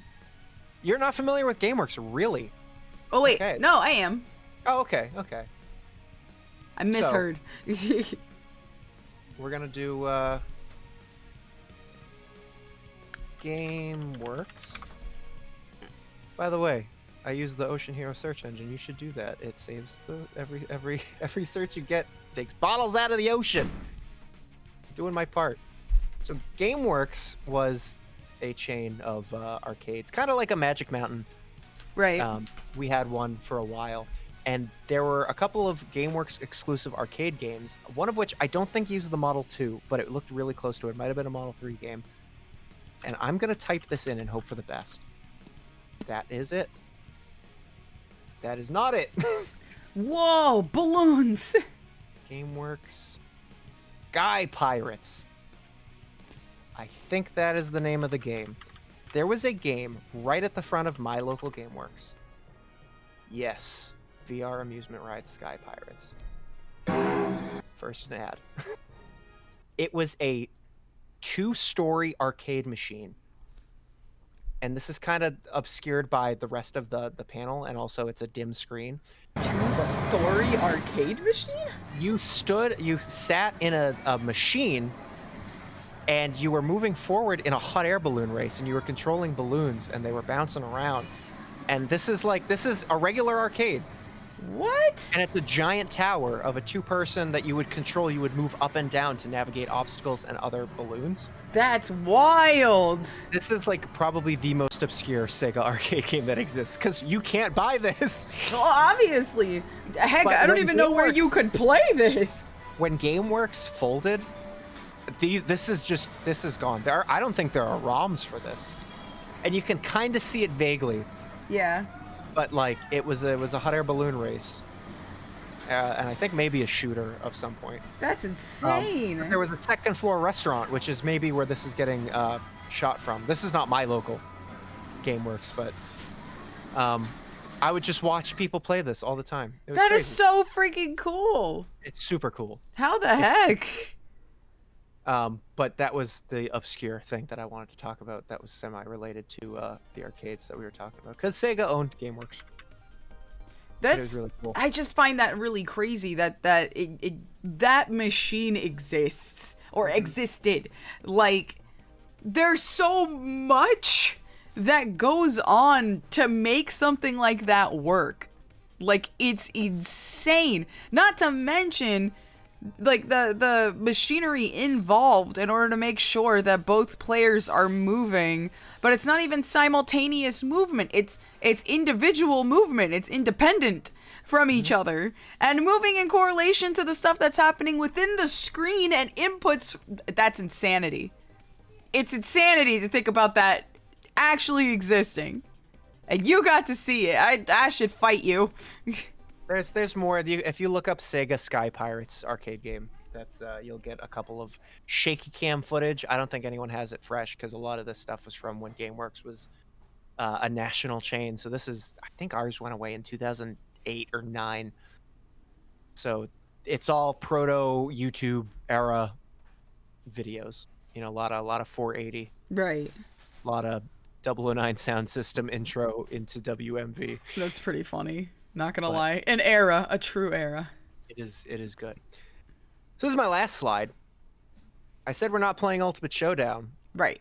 This is the game that we're going to be playing tonight. Mm-hmm. This is Virtua Fighter 4 Final Tuned, which I mentioned. This is the last arcade update. This is from 2004. This is the last arcade update for Virtua Fighter 4 that had some mechanic changes. It added a kind of a refreshed counter system, the high, low, and mid counters. Mm-hmm. And it also changed a lot of the movesets, or some of the there were some buffs and nerfs made to some characters. This is I believe this is Japan exclusive, but it's definitely arcade exclusive. This is the screenshot is version B. I believe we're playing version A, which that's negligible in difference. However, the one issue with Final Tuned is the character that I play, Brad. Right. Thanks for the love brush. It is all nerfs. All nerfs for Brad in Final Tuned. What? Damage reductions, mostly. Right. Things that do 14 hit points now do 12. What? Why? Why'd they do that? I don't know, man. I don't know. My punch don't hit as good. So, some people might be seeing Virtua Fighter for the first time tonight. Right. And it's very interesting because some people might have they've played a lot of different games. They played Tekken, they've played Street Fighter, they've played Guilty Gear, they've played whatever. Right. What is your instinct when someone is coming at you with an attack? What is your instinct in order to deflect that attack or reduce damage? What do you do on your controller? You pull backwards to block. You pull backwards. Yeah. Hold back to block. That doesn't do anything in Virtua Fighter. That has you move back and also take a hit. Yep. You get punched while falling backwards. Virtua Fighter is a 3-button fighter. One of those buttons is block. Yes. Is punch, kick, block. There are throws, and I'm going to be honest, I didn't figure out how to do them with my current control setup. I mean, we'll figure it out.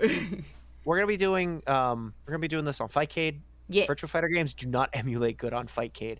I have found the way to make it run smooth at 60 with no audio desyncs. If anybody has Fightcade, and wants to go into the Virtua Fighter 4 Final Tuned room, just hit test game and see what this game runs at normally, it is atrocious. It's really bad. If you don't make changes in your settings, there are only 2 viable stages. Mm-hmm. And only 1 viable with an audio sync. Yeah, all the rest is like incomprehensible. It runs terribly, it stutters, the music desyncs, and it's crunchy as all fuck. GK could not actually play the game. It wouldn't run. The game would hit play and it would close the window. It would just crash. I was like, oh no.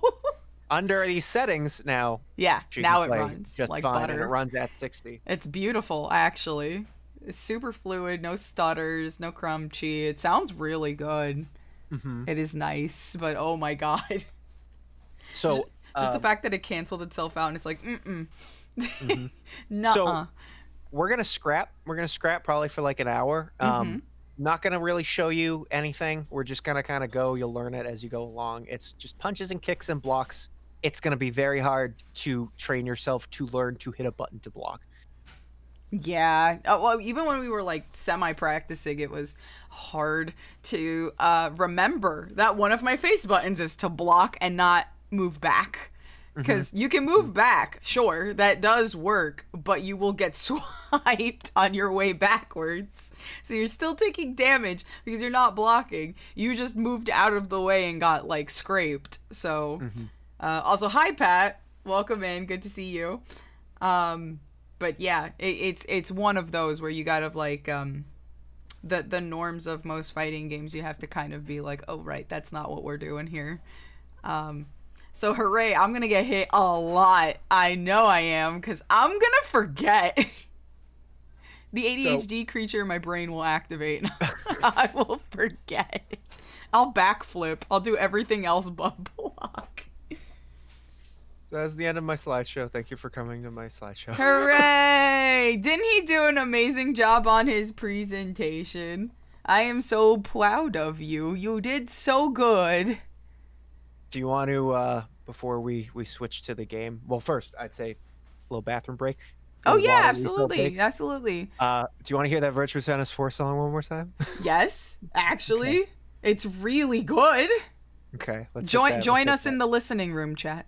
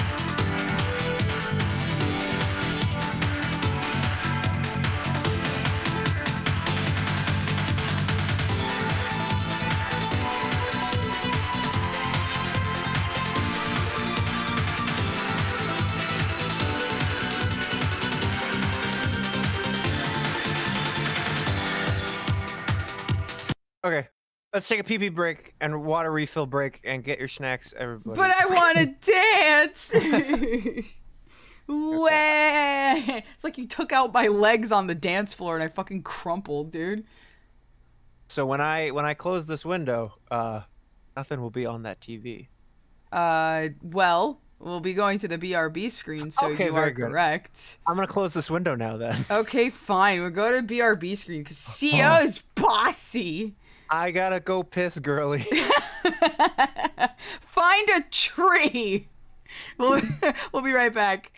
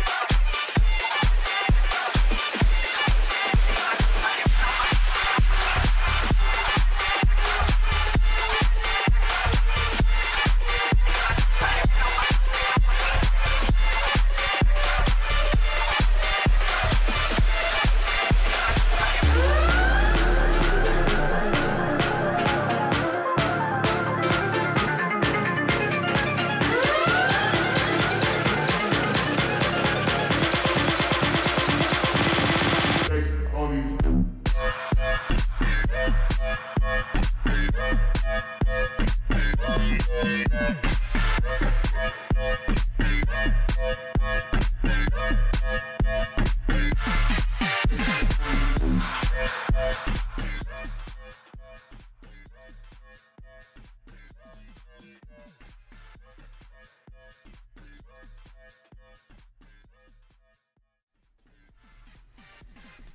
we're back.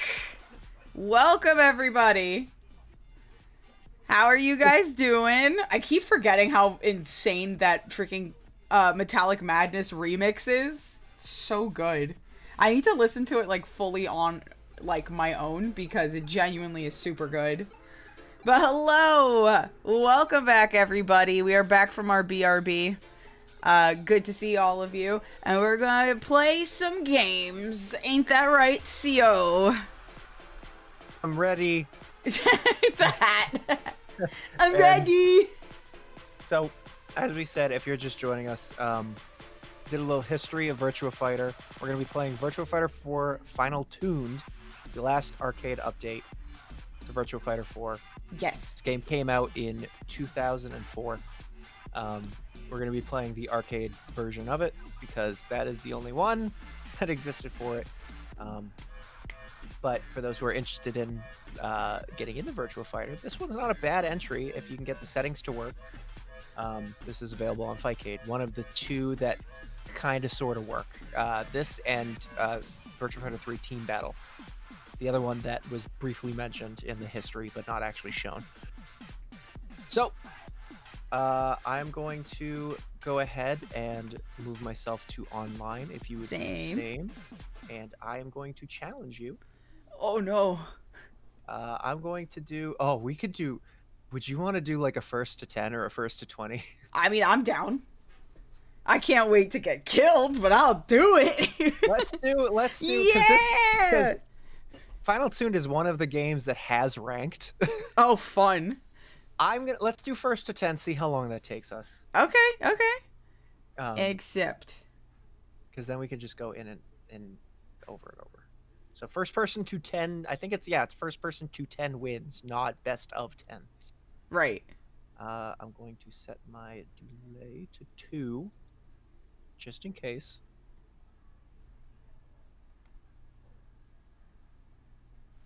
It'll be a black screen for a little bit. Yeah, just for a little bit.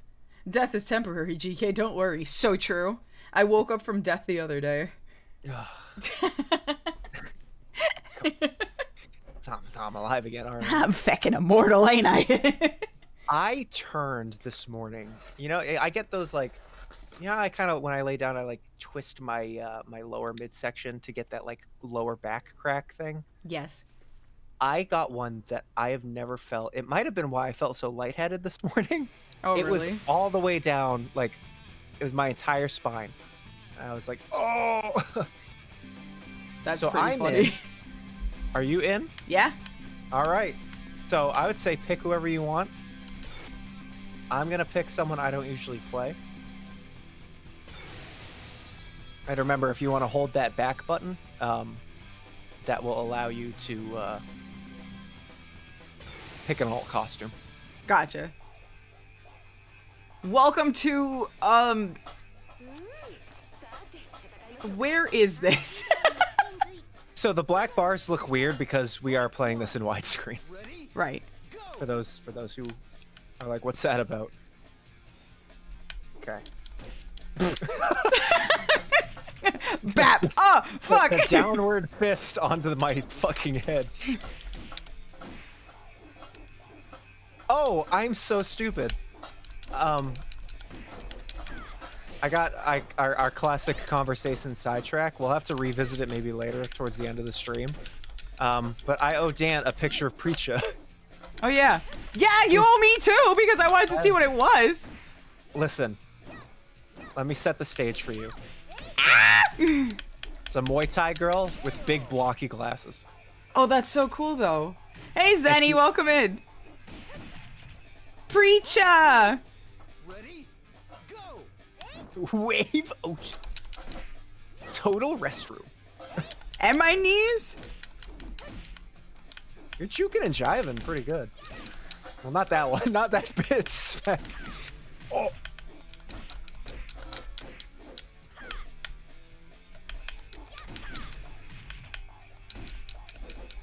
I don't think I mapped my macro to my my punch kick. God, I think I have to hit both buttons. I gotta put my macro to my punch kick, my micro to my kick punch. I kicked when I should have punched. What the hell? Stop blocking my stuff.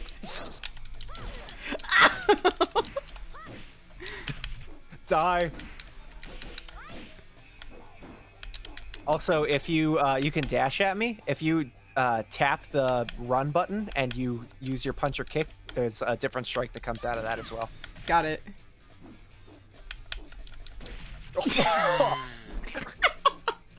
Are you okay? I am. I'm okay. Oh, damn. That has so much startup on it. My ankles. It does. It has so much startup on it. It's like minus 17.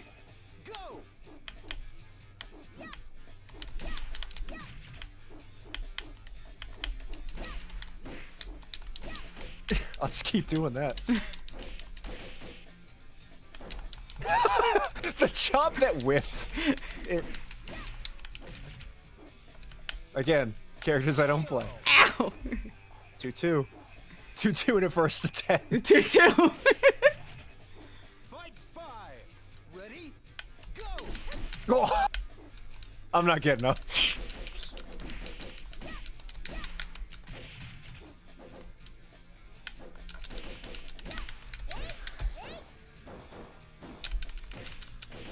No, wait.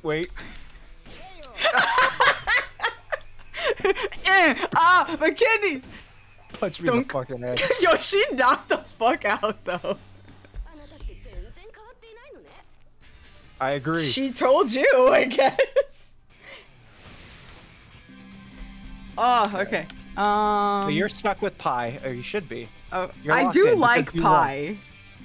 I like pie. I like pie. What's your I'm favorite gonna- flavor of pie? I have never had pie. I gotta go over there. Don't make me come over there. Punch you in the head. The longer I'm not there, the worse off your food palette is, I swear. I gotta go over there with pie. Chat, Yes. you don't understand. I've known him for like, going on like what? Almost like four years, and I still get surprised that there's food he has never had. Oh, please stop beating my ass. I look so cool. I'm not even Brad. It's so beatable though. Submissive and beatable.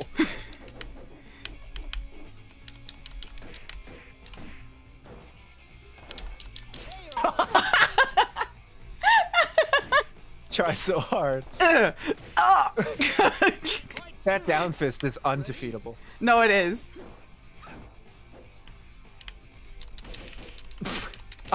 I love it. I look so intimidating that you just punched the hoodie off me. Oh God.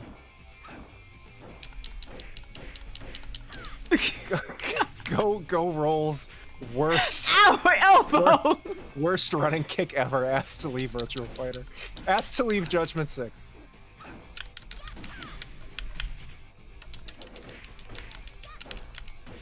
Nope, I'm gonna hit. Are we both guarding? Here I come! Ah! Oh, no, wait, I fucked it up.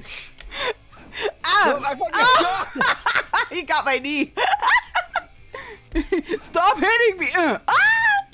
Called Yomi. Meanwhile, like, our freaking parents are in the window, like, the kids are fucking brawling in the snow again. God. I keep thinking I'm doing. I don't know his moveset at all, so I don't know if what I'm trying to do is even viable.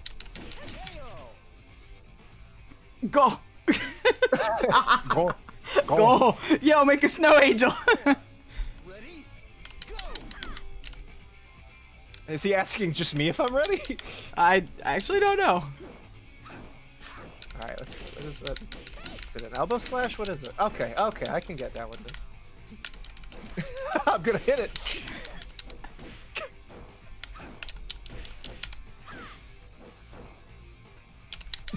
I'm so nervous. Ah, I have to beat you. I can't. The only way to free myself of pie. Dude, I'm the one stuck on pie. So much pie. You're like the Omni Droid from The Incredibles. The only thing that can beat you is yourself. So much pie. Go with the island. Go island? Yeah. This is a big one. This is 16 by 16 square. You're and a also it's 16 ring by outs. 16. What is that? What? I'm not even. You're a square. Ready? Go! Okay, hold on. Let me just take a breather here. Time to go for ring outs. Oh!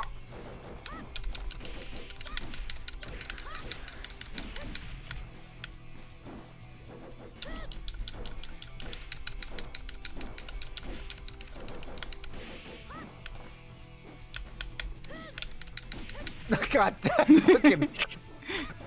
I come into this match every day and I never learn. Runs at me. Oh.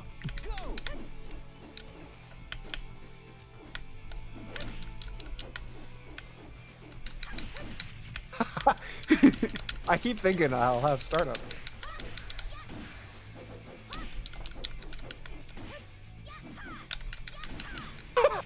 Anything you can do, I can actually hit. Oh, very nice.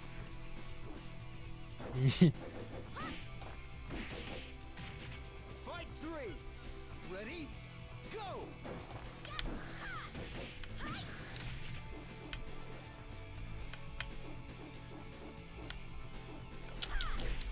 Damn it! I was so close. The animation almost finished.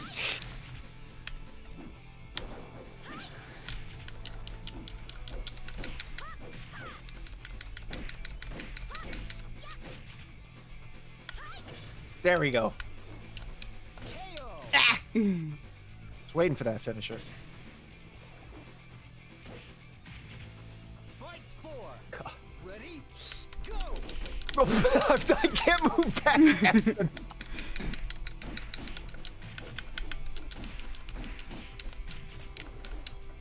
VF5's juggles are like insane with some of these combos. I can't seem to get them going here.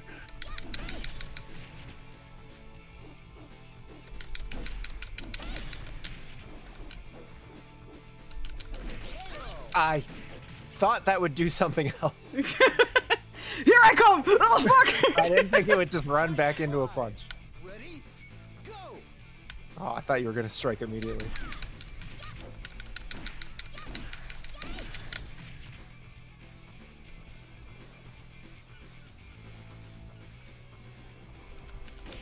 No, you don't!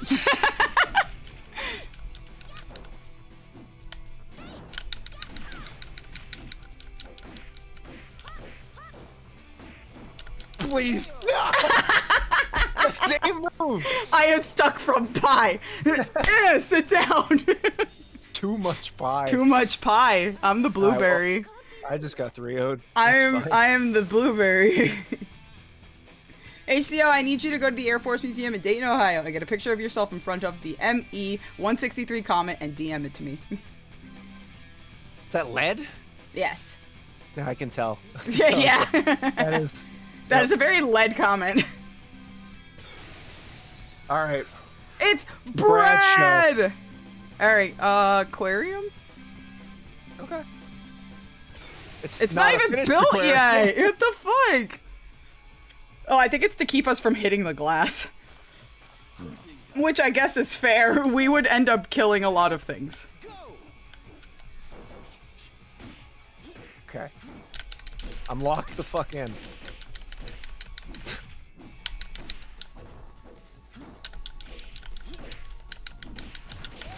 Oh my god, okay. I'm sorry, I got really mad. No, understandable, understandable. I hate you.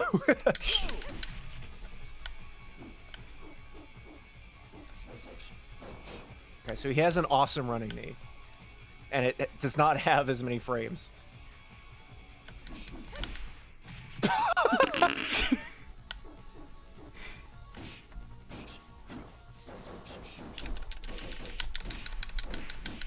can't believe none of those hit.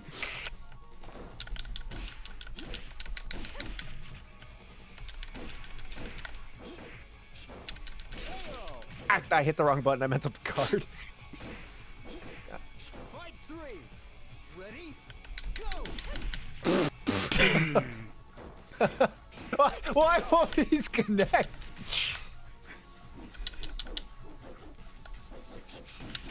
There we go. There we go.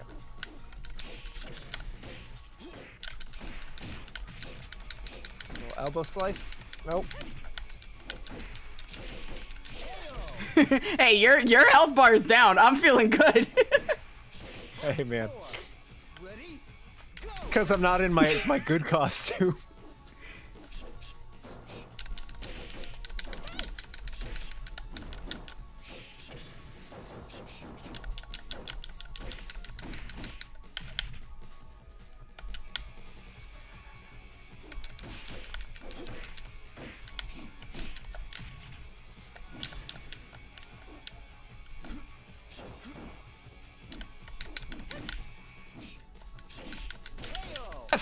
Yeah, I'm you got me. You are also freed. I'm also free, thank you. No more pie. For No more anyone. pie. Now I'm stuck as my main. Oh no. That's fine. I fight a lot of tattooed people in my time. Hit your back button. Oh, there we go. There you go. I forgot that you made me put it as fucking select. That's easier to select your all costume if you wanted to. Oh, that's. I don't know if that's legal. Should probably not do that. No, it's a bra. It's still not legal. I promise. Gymnasium! I'll pick it. I'll pick it next. He's like, I'll do it. Hey, what's up? I stole this. Fight 1. Ready? Halle Berry. Go! Okay.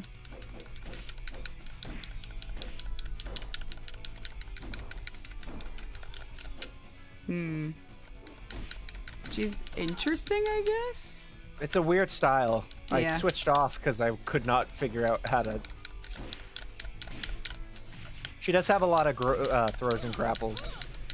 I just haven't figured out how to map those yet. Interesting, But okay. In VF5, a good Vanessa is like a monster. Fight 2. Ready? Go! Here I come. Oh fuck! It happened again.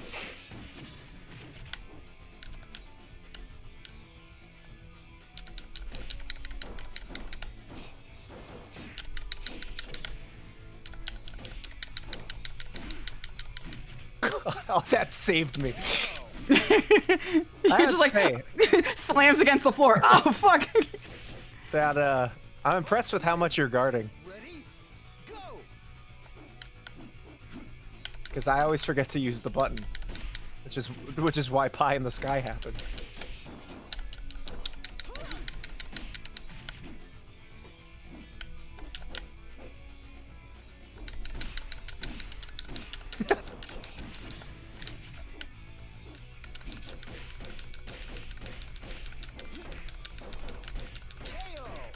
I can punch too.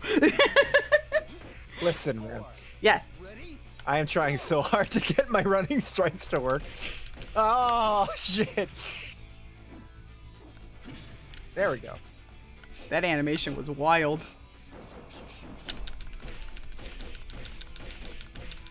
No way, right? No way, right? No way, right? I'm like, wait a second, no way. As I said, I often forget to hit my guard button. Yeah. And now we're gonna see what that Vanessa costume looks like from the other side. Okay. I can't wait. I can't wait to fight myself. Oh, God. There we go. Oh, actually, I should take a swig of water real quick. Take a swig of water. Ready? Put your controller down, even. Oh, shit, it's a sky whale. Shut up. I shouldn't have picked this stage. I don't know what that does. It's my first time doing that.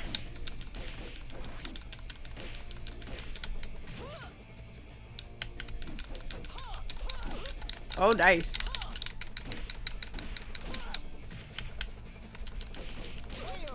Well.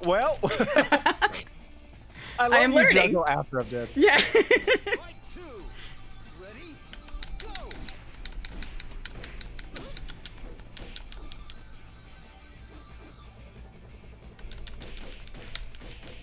Thought I was blocking, I'm gonna be honest.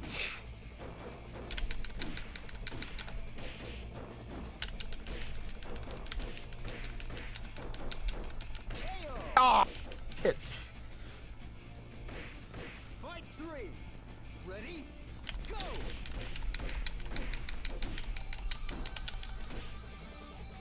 I'm so nervous about what you're gonna do. You are unpredictable.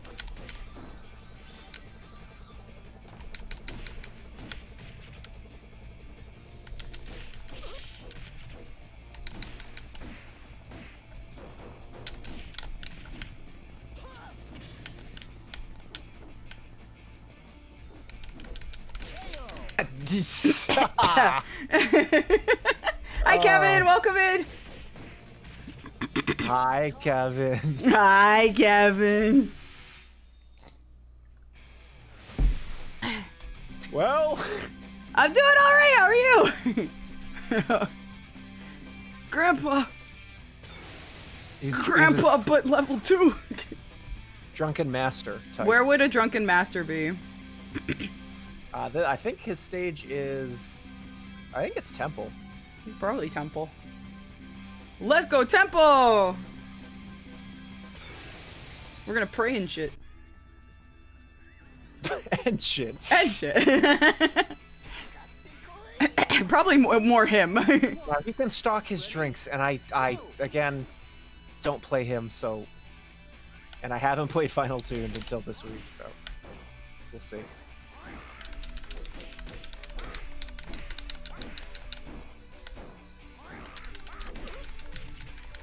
Great, because you can't tell if I'm actually dashing back or if it's just like that.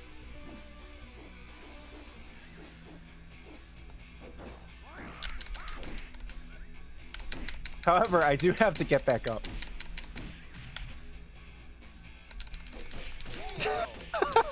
I am not against slugging you, old man! I love the young people. Ready? Go.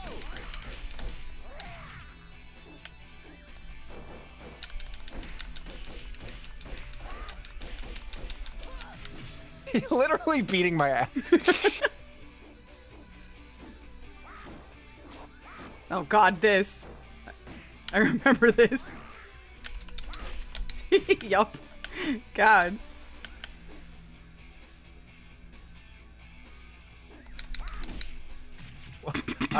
You have rage. Chun-Di getting freaky with it. Oh, nice. Look at my little... You're silly. Ooh, criminal.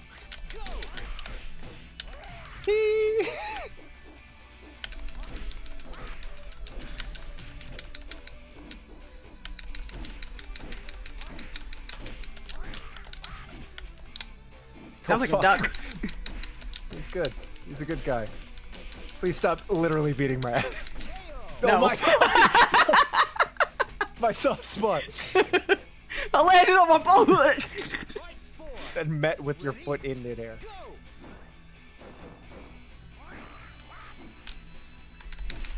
Go. Joke's on you. Ah, that's not why does this keep happening? Why am I always facing backwards? I need to learn. Get I up. need to learn. Get up. I blocked mid when I should have blocked low. Just, I literally crawled onto the ground to fight you. No. Maybe I should be pie.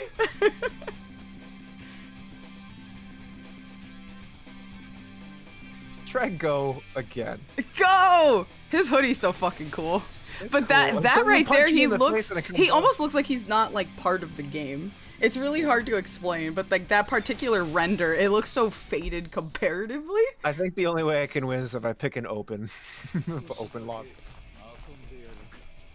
I don't know. He looks like he's from a different game.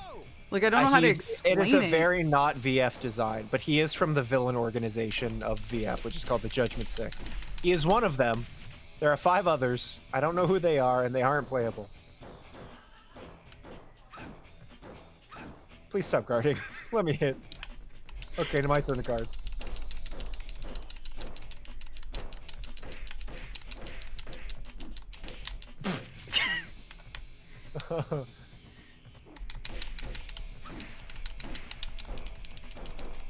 Oh! I let go of guard.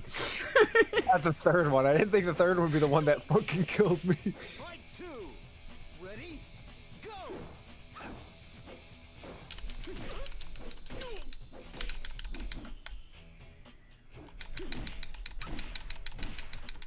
You need to block. I can't set up. God, no.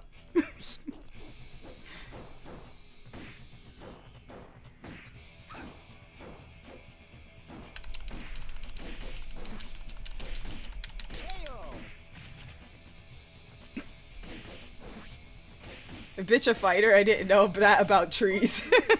Birch a fighter? I get the joke now. I was really slow.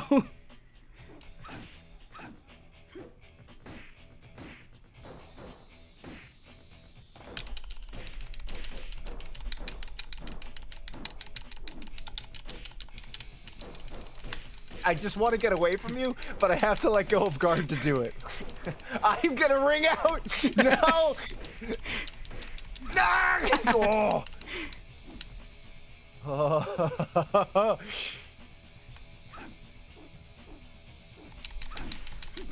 Oh, very nice. Close, close. Shut my fucking uterus. Fight 4. Ready? Go!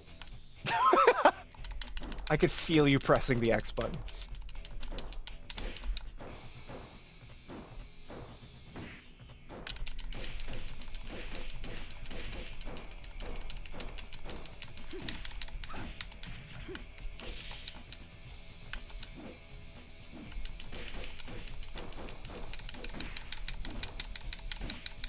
Fuck.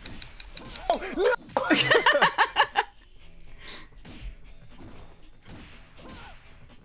And I died ring out. Alright, it's 7-1. I don't know, guys. Get out of my ring! Dance, no, we have to escort them out properly. They will not come back if we throw them out. Where have we not gone to? A couple places. Ooh, do the Great Wall. We haven't gone there. At least I don't think so. Yeah, I don't think Well, so. if I'm there, it's just a wall. Nothing great about me. Damn. Right. I assumed you said that because the wall is not great in comparison to you. I am dressed as a cool guy. It's cool guy!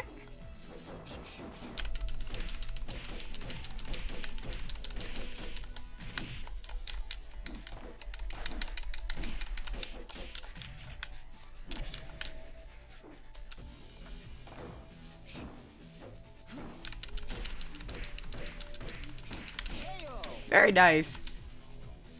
Thanks. Fight 2. Greatest wall. Because Brad's here.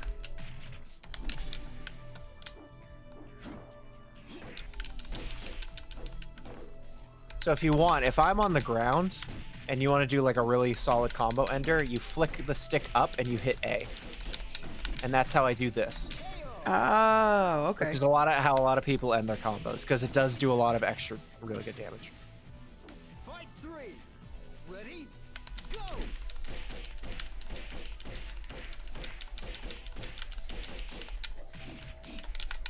KO!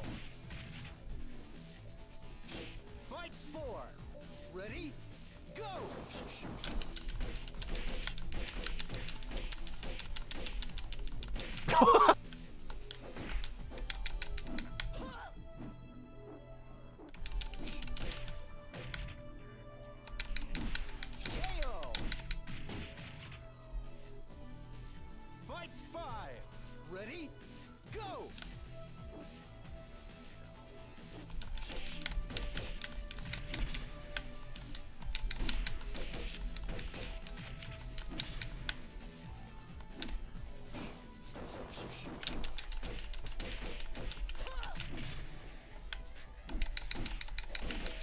Very nice. There we go. Oh, fell. Sorry, the Suck geometry in the didn't quite catch the rest of my body. Sorry. Come on! All right, we move on to the next character. Fucking Brad pilled over here. Brad and Burn pilled. Let's see. I guess I'll try her. Oh god. She looks like Zero Suit, Samus. She is, oh, it's your turn to pick stage. Sarah is my, my vice. I cannot win against Sarah players. Because she has such long legs. And she has a technique where she can just keep that shit out. And it's like a long range deflect. Yeah, that. Holding that is like, can't beat it.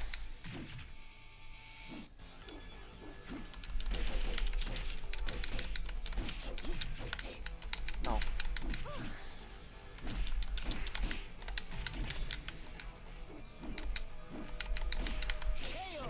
Okay, just gotta learn how to use her.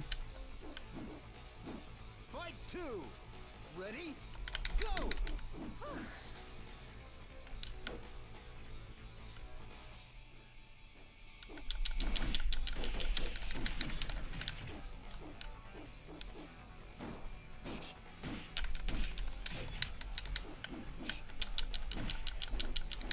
Yeah, that. What is this? It's bullshit is what it is. I can't get in! And it does so much! What the fuck was that? Chick was like, am I gonna do it? Am I gonna do it? Am I gonna do it? Fight 3. Ready? Go.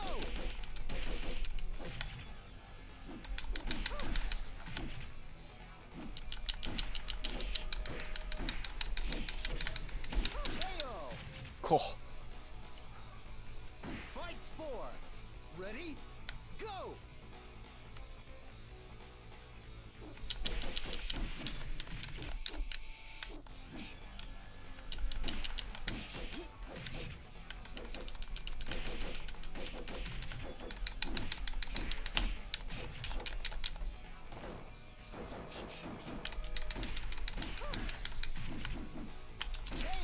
She got stuck. I couldn't get her out of that animation. Oh. Okay, well, she's There's interesting. a couple. Lei Fei is the same way. Oh no, I still gotta take it home.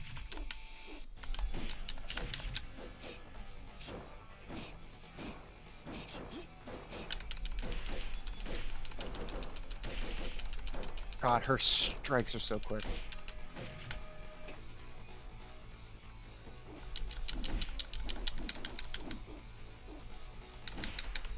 Thank you, because I got stuck.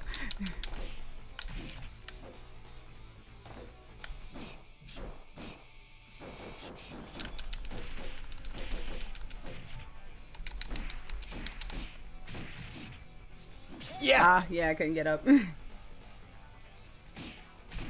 They don't get up very fast. I think when I trigger that, I don't know if you can. No, just in general, they don't get up very fast. Or no, they do not. Alright, I'm coming back. The Brad jacket, I'm telling you. Let's see. Sure. Jackie's cool. He drives the car, the red car. The red car, yeah! Kind of remember him now. Jackie from Sonic and Sega All-Stars Racing? Easy, yeah.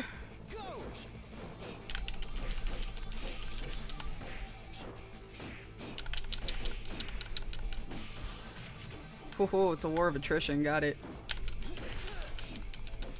I gotta get my wins back. Got it. Got it. I have 3 and need 7. You have 7 and need 3. I am desperate. Oh!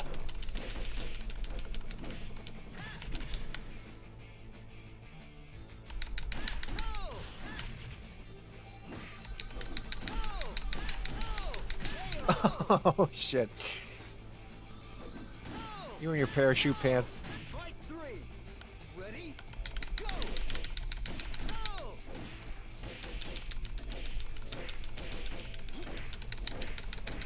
KO. Well, yeah. Fight 4. Ready?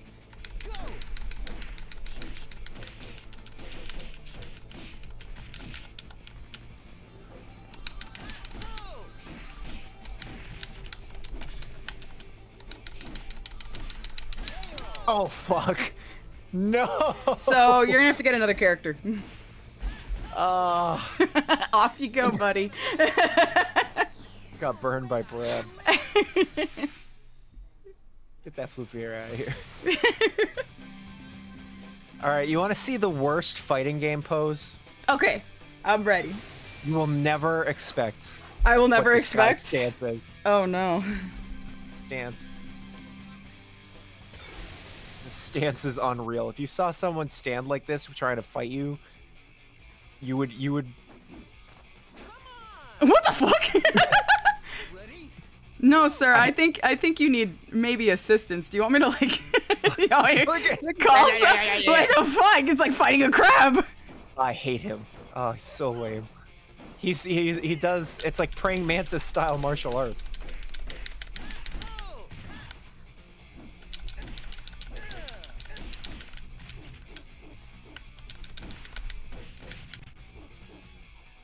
Fuck, why you play kind of nice though? Oh, very nice. What the fuck is wrong with him, though? Don't let those fences fool you. There are regular. This kid's got scoliosis. Ready? Go! Oh!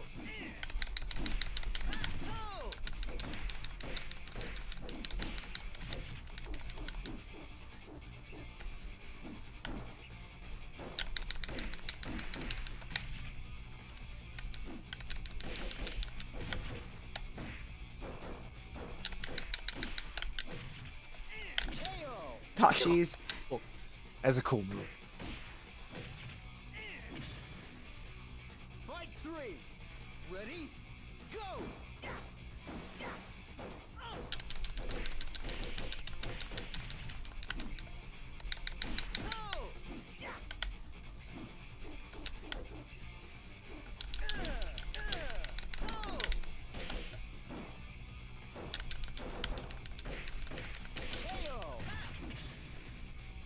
He's already dead. How do you feel? You beat a 13-year-old boy up. You feel good? Yeah, a little bit. Fight 4. Okay, that's fine. Ready? Go! My J's. My foams! I'm gonna do it. I'm gonna do it. No, no, no, no, damn it. No, no, no. No, I will not be the one! No! Sorry, I had to scare you a little bit. That's really scary. I was considering going full Manta style and just biting Jacky's head off. You better not bite me. I won. I won. Good Nice voice job, lines. nice job. They're almost Shenmue-esque. That guy also, like Sarah, has weird stance changes. I'm gonna try him for funsies. Okay. This is none of these were for serious. I don't know how to play, so no. Do I look like I know how to play? I don't know what I'm doing. Man who does not guard. No, that's stupid. Fight 1. This looks Are fair. you my grandson? Okay. Probably, actually. My grandson hits just like you. Bad. Go ahead, do it. Nice.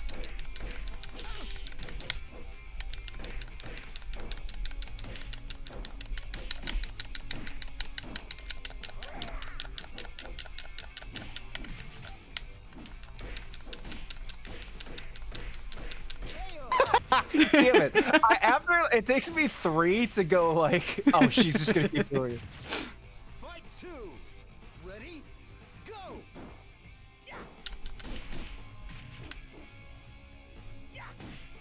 Holy shit, he fucking killed him.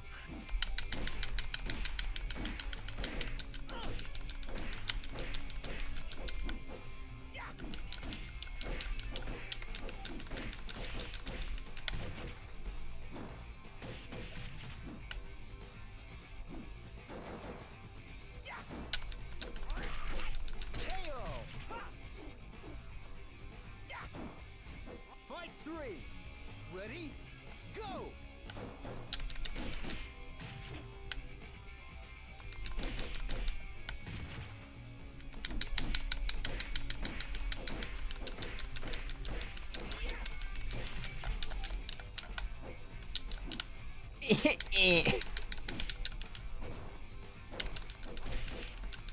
KO!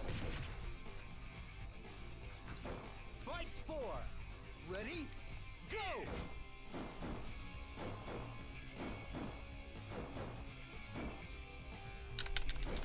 It's your turn.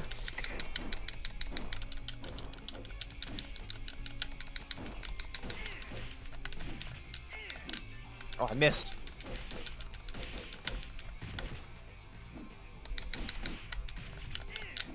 Oh, I missed again.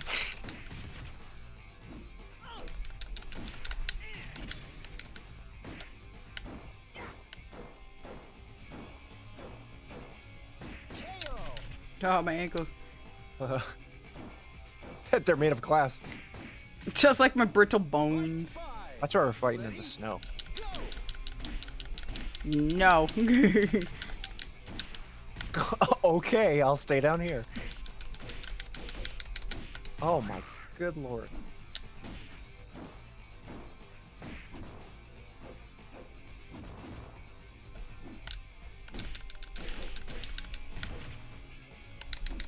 Ow! Whoa! Man, you do remind me of my grandson. You hit like a bitch. Have you been waiting 5 minutes to say that line? Well, I'm not going to say it if I lose. That'd be silly. He's serving right now. He is serving.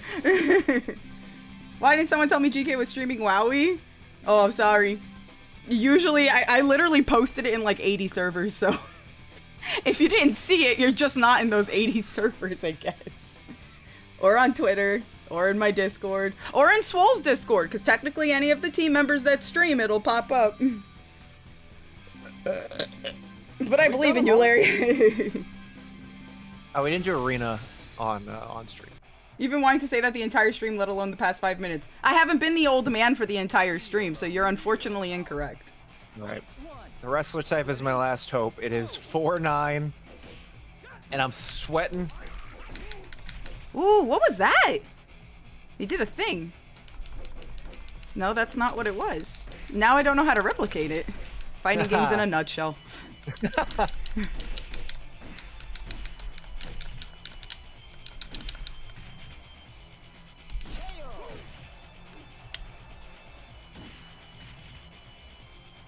I'm on the up and up. Fight 2. Ready?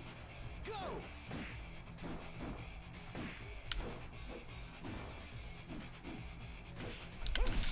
Oh, yes.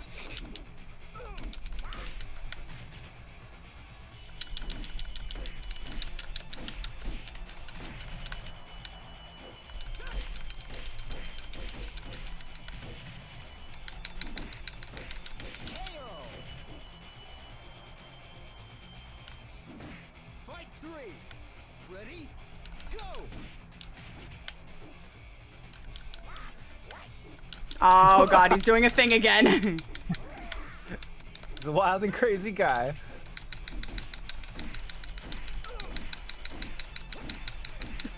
Is this what this is? You will lose this battle. Oh no, I'm sure I will. I just don't want to play this character anymore. he does a little too many spontaneous things.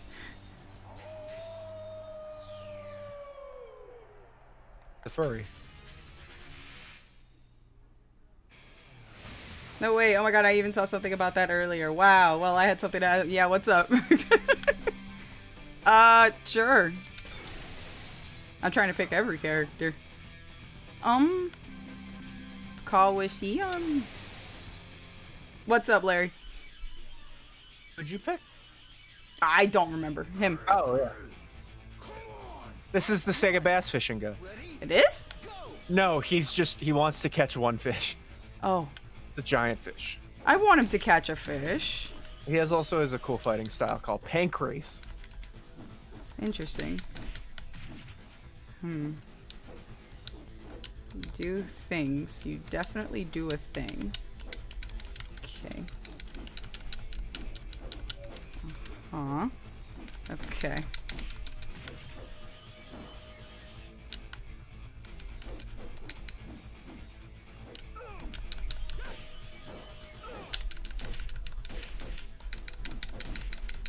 Oh God. All right, those are some good kicks.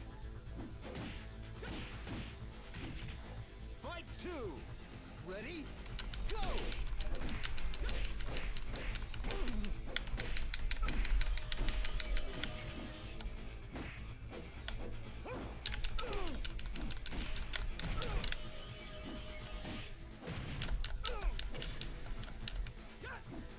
The drop kick missed, Oh, but the leg sweep didn't. it sure did. You said we had to sign up by the 19th, 20th for a race? For riders. Yes, for riders. If you're talking about Pixel Panic, it's already done.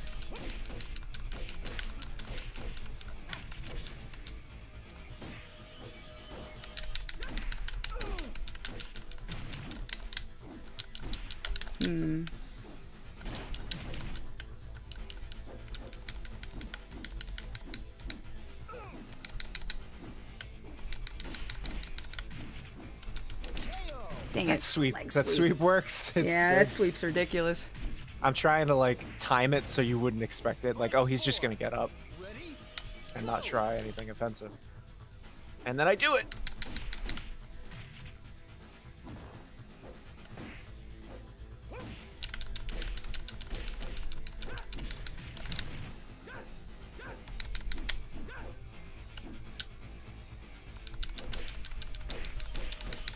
Can't believe that doesn't stun. Oh, Ah, jeez. Jeffrey's really cool. He's my favorite, probably lore character. Bro just wants to fish. Let's fight again. Not if you're gonna sashay those hips at me. You're gonna get something else. It's like I'm wearing nothing at all. Nothing at all. Let's try this guy, I guess. Kage is cool.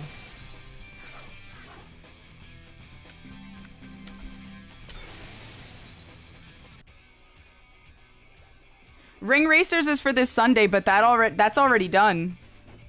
Like I said, if you were if you were wanting to participate in Ring Racers, motherfucker, I said wait. Come here. Come here. Come here. Come here. I said fucking wait. No, Fuck you. That's what you get for cheating. Like I said, for Ring Racers, if you're wanting to participate, that's this Sunday, and it's a wait list because we already have the lobby full. Sign-ups were last week, so if you didn't sign up last week and get on the regular roster, then you're not going to be able to participate. If you're on the wait list and somebody drops out of the race and there's room for you to jump in, then yes. But if not, unfortunately, the sign-ups are closed for that. For riders, they are still open, but not for Ring Racers. That's closed. Okay, what do you do? He's a ninja.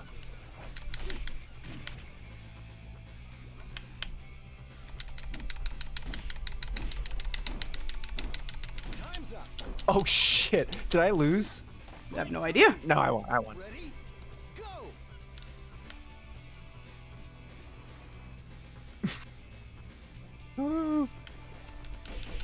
Uh-oh. Uh-oh. Uh-oh. This did not go as planned.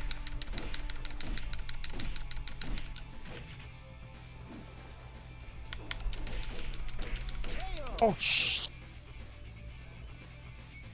Oh, that ring out's gonna cost me this whole thing. It's unfortunate. I can't believe this. Leg sweep. Uh-oh. Oh, no. Oh, no. Leg sweep. Leg sweep. Oh, I missed the elbow drop. Oh, very nice. I'm still in it. Fight 5. Ready? Go. Leg sweep. Oh, no.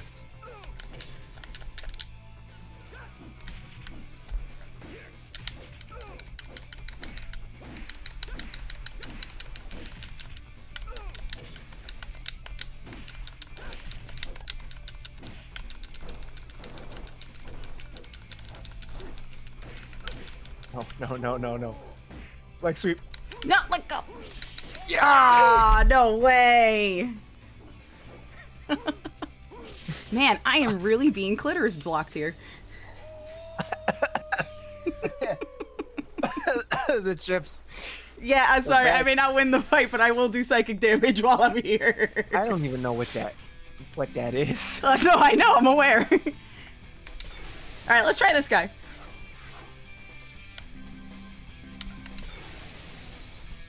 I'm gonna fucking rig out.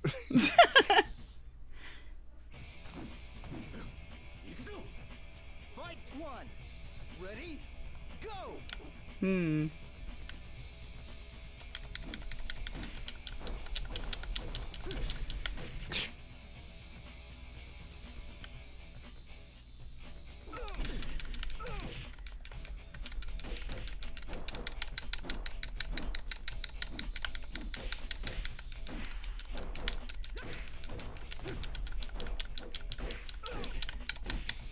Hmm.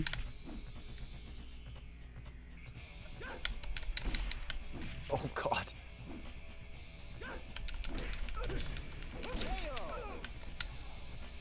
He's dying. He was like, "Oh God, my stomach hurt." Oh wait, yeah, we're fighting. Sorry, I got food poisoning. I'm so sorry.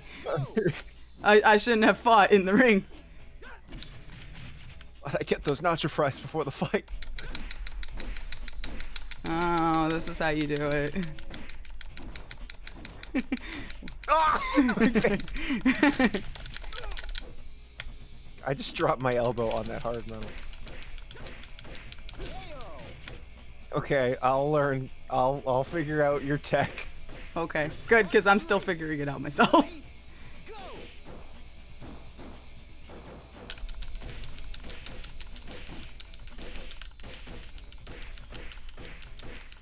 No, no.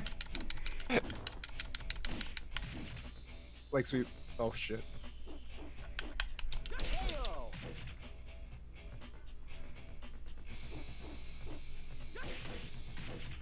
Fight four. Ready? Go.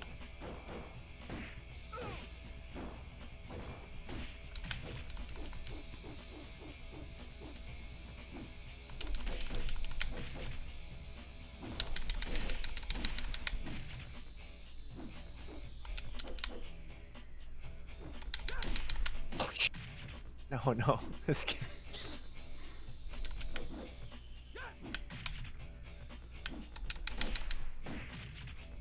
Oh, the footsies are crazy this match.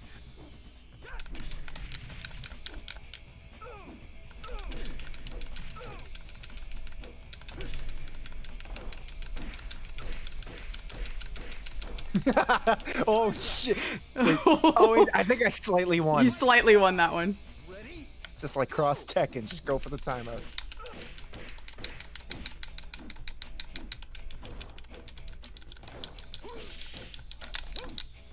Whoa! You kipped up. Yeah, sometimes he does it, and sometimes he doesn't. I don't actually know how to trigger it, like, on purpose, I guess is the correct answer to give for that. Yeah, because sometimes he'll do it. Unfortunate.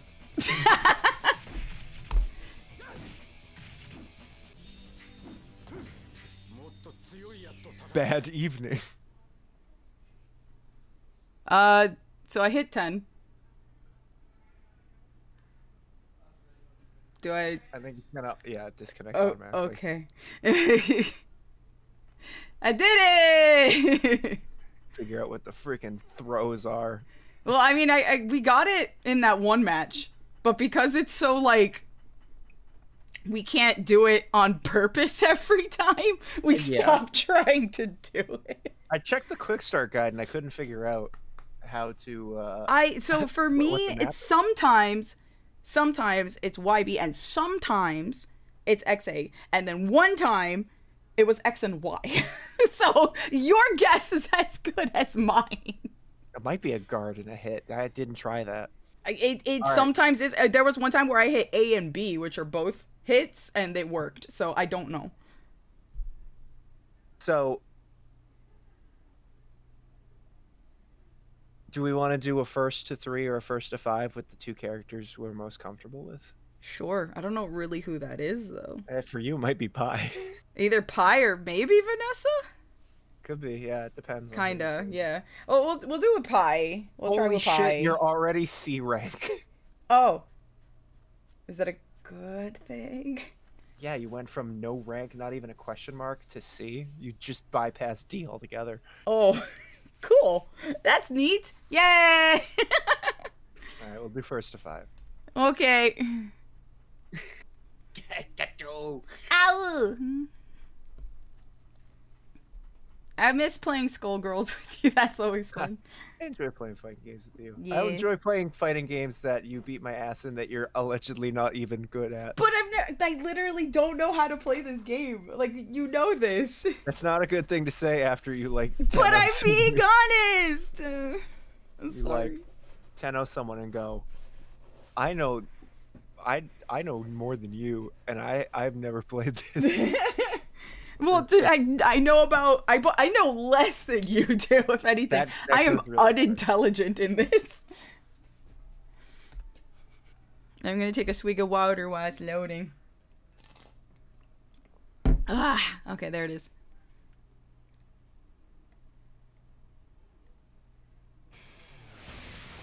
Okay. Well, I had to click back on it, sorry. Okay. I guess I will do pie. I will be the blueberry pie. The Bradshaw. He looks like his face is mewing. Yes. Yes. Ready for in? Sure. Okay. Whoa, shrine. We're about to get holy up in here. Praying and shit. Praying and shit. Oh, wait. The game's not showing for some reason. Uh-oh. Why? It should be the same program. Hold on. Because VF opens a flycast window. That's what I mean. It's still a flycast. Weird. Okay, sorry. You ready? Yep. Okay.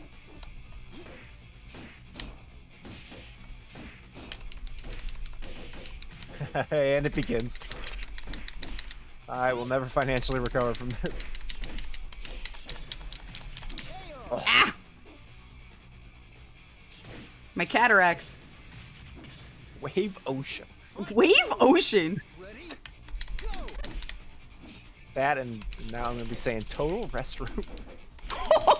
Dude, we couldn't replicate that if we tried. Please, somebody clip that. That was like cinematic. Can...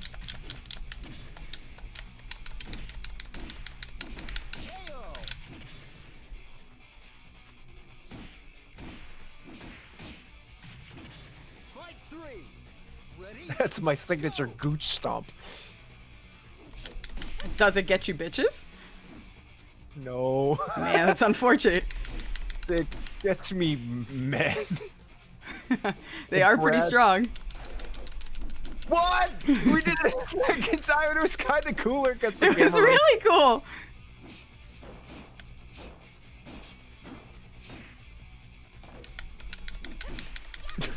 Stop, cut that shit out.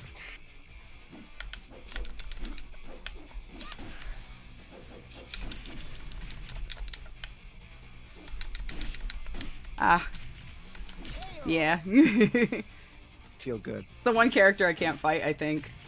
Until I learn how they work. Oh, I hit. Damn it! I keep forgetting you made me do fucking. Select my fucking. I hate it. I hate it. I'm changing it back. Alright. Alright. Don't ask. How do I pick ults? Punches you in your nub. What? Your fucking skull nub. Oh yeah, that's right. Good evening. Yeah. I like to think that if I smacked it, it sounds like those door stoppers. Ready? Go! I hope it doesn't behave like it too.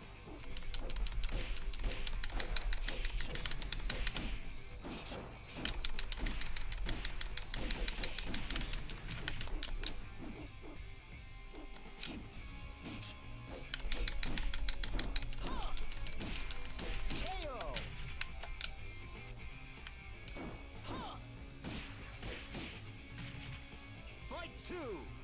Ready? Go!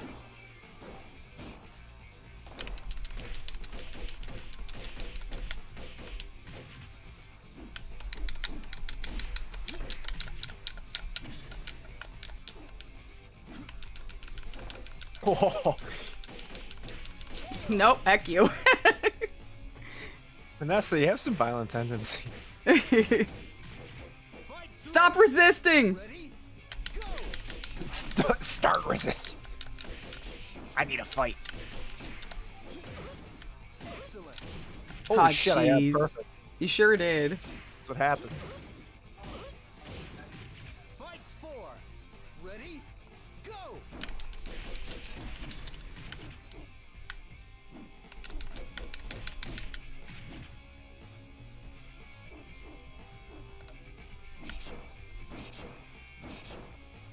Maybe the 4th time it'll work.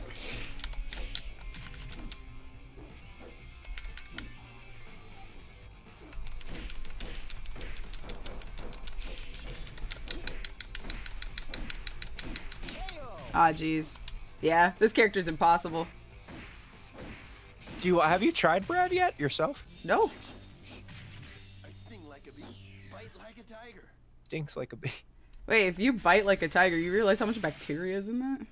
Broski, What? you're diseased.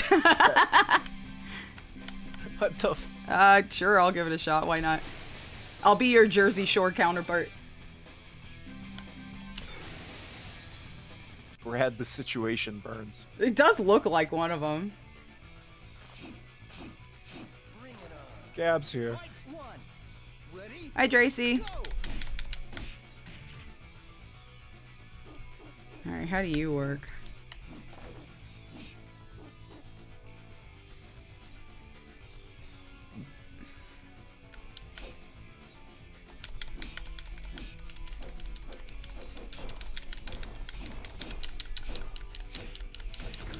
Oh, wait. oh god. I need to get out of it. Okay, I'll fall out, I guess. I do a little spin. You sure do. I don't know also how that works. It just happens. I don't know how to purposely do that either. Ready? Go! What, the breakable walls? No, the spin or like to move out of the way, kind of. I'm double tapping. Double tapping up and down on the stick.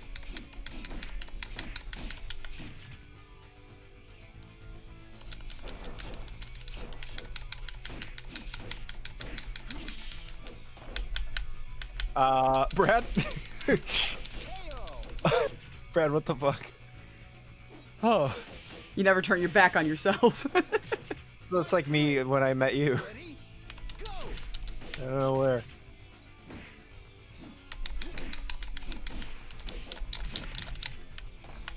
Oh, you kipped up again. Brad, stop doing that.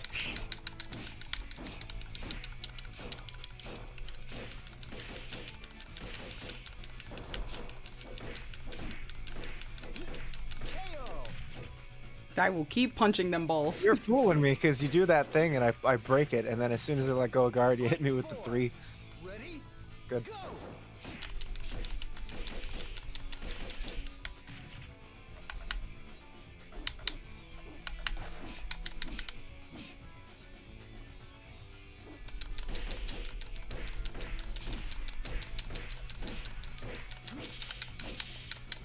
Oh shit.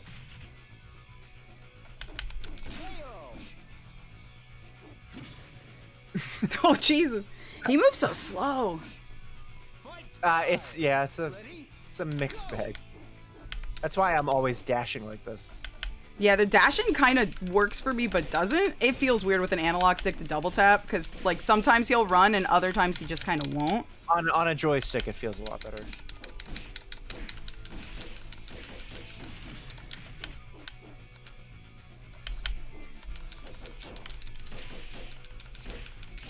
Oh shit, that's 3. All right, you switch. Well, That's okay. If there's any over. future cart and maybe ring races, I'll try to join then. Ha ha ha. Yeah, absolutely. If you're not part of the server, that's how you're gonna keep track of all the events happening. That's how you'll be able to see when those actually come up. I mean, I advertise them on stream like all the time, but still. Oh God, my disappointed father.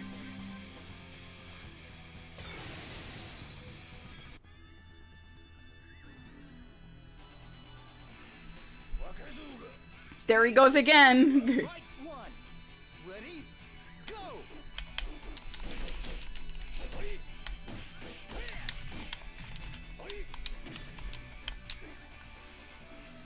When you meet people, that's what you do. It's true. Ah, man, I wish they'd get up faster.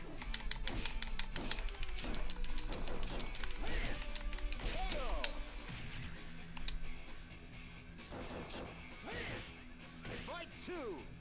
Ready? Go.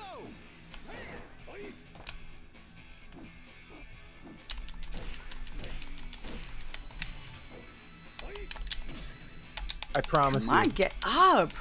I promise you. Oh, okay, never.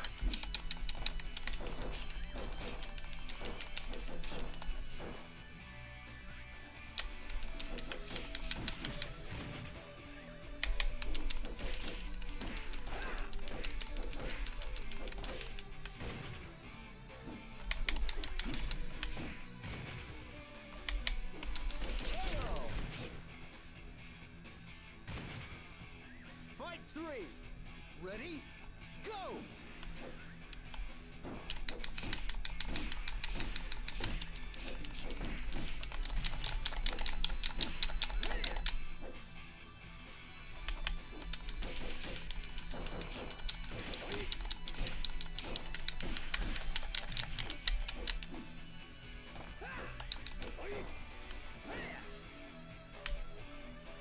Hey, how are ya? Hey, what's up? Like sweep. Oh! KO. Fight four. Ready?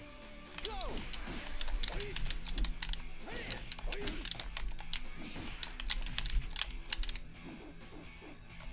When I played Virtua Fighter 3, Lau was my guy, because Brad didn't exist yet, and neither did Vanessa. KO. He's got cool tech. He does.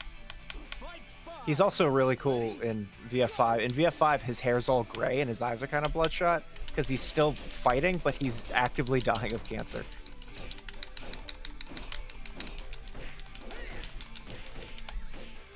But it is one of his best designs.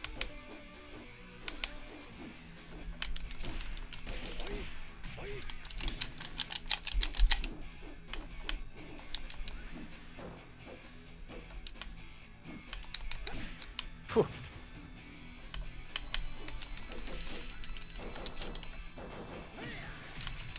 Come on! Oh, there we go. Dang it. I wish he'd get up faster. Part of it is when that animation triggers, it does stop the other player from... Yeah. It just feels like all other fighters, you get up as soon as you hit the ground, or you're able to get up with a button input, Yeah. but like this one just kind of leaves you dead there. That's when I had to learn. I was like, how do I do that combo ender? Because that, I was getting caught in that all the time, and it was getting frustrating. I'm like, I can't do anything about this.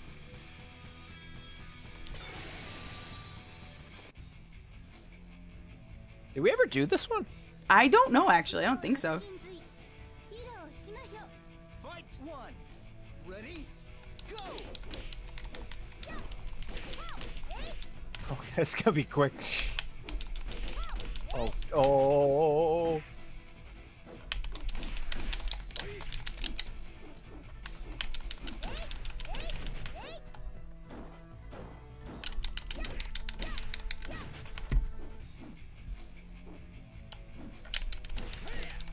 KO. Fight two. Ready? Go.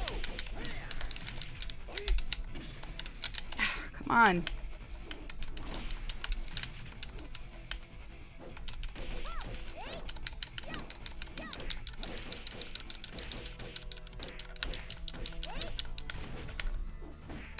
KO. Ah, heck.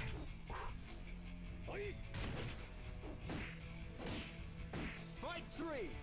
Ready? Go.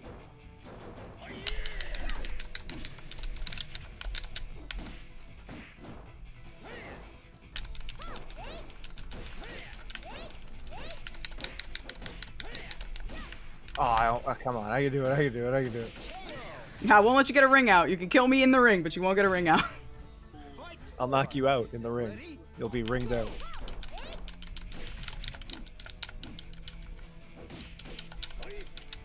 Oh, nice.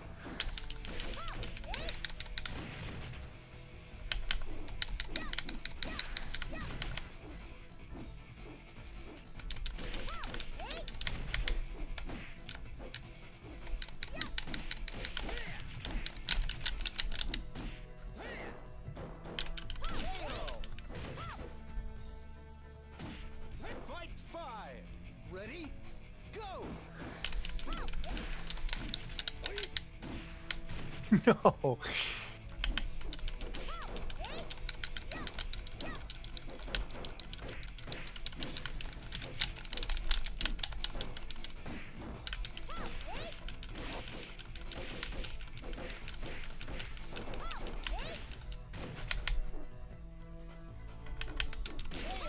Shit. And then he blew up. Let's go!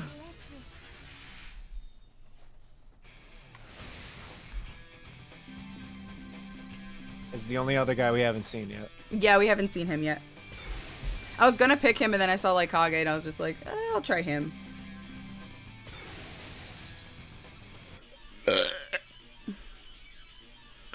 Excuse me. Bless you. Thank you. Bless him. Did he fucking hiss at me? He's all angry.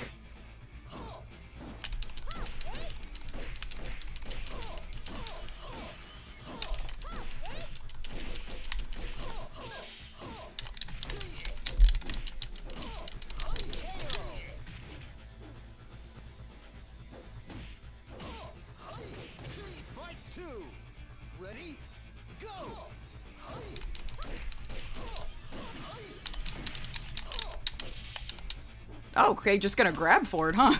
Listen. Right in the gooch.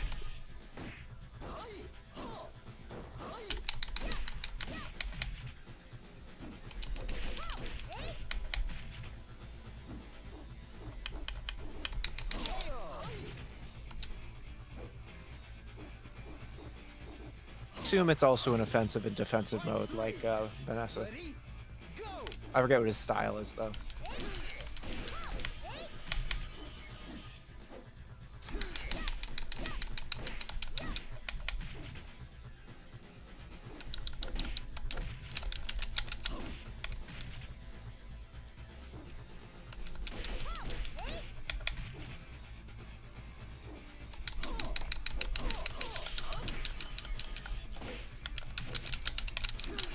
I'm gonna lose. Wait, can I?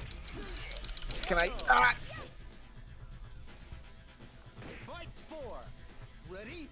Go!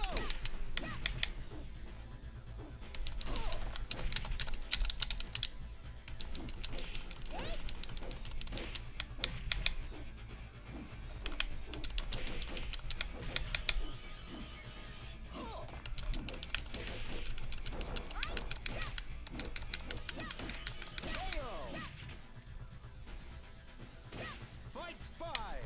Ready? Go!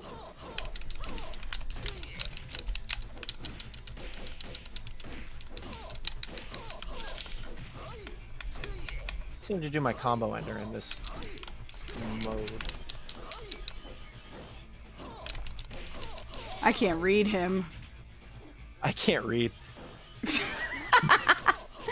Yeah, I can't tell when his combo ends.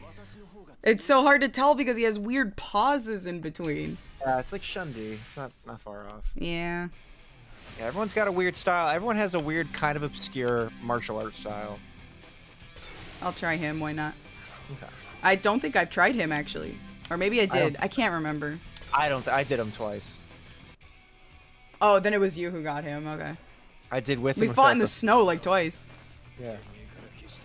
This hoodie did nothing for the snow, by the way. Holy shit, it's so big.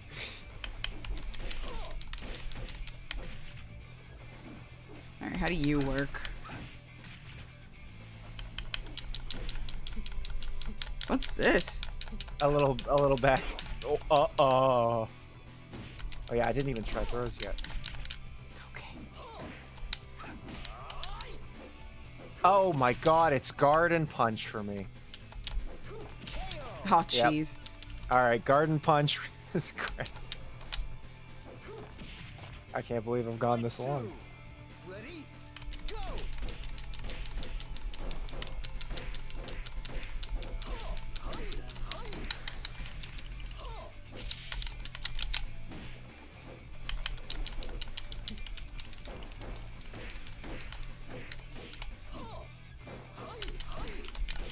Jeez.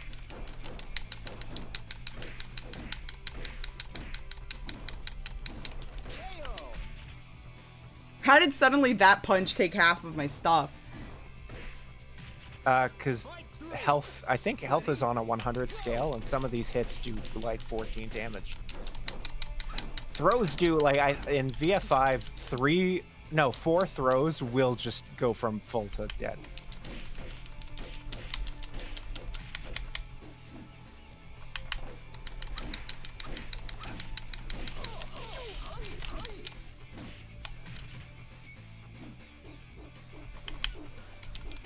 Oh shit, he's dead.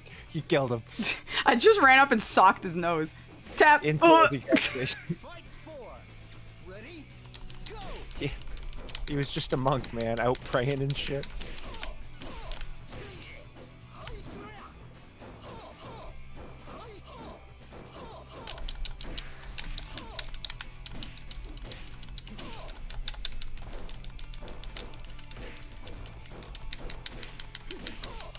Yeah, man, there's no beating this It's hard, character. it's a All right, hard you route. win. Is that 5? That's Yep, that's 5. You playing Tekken 4? No, Jalen. No, I'm not playing Tekken 4. It's Virtua Fighter 4. he's holding out. Oh wait, I'm saying- sorry. It didn't he's close saying- out on the 5. You No, lied it to me. does, it does. Oh, Xbox.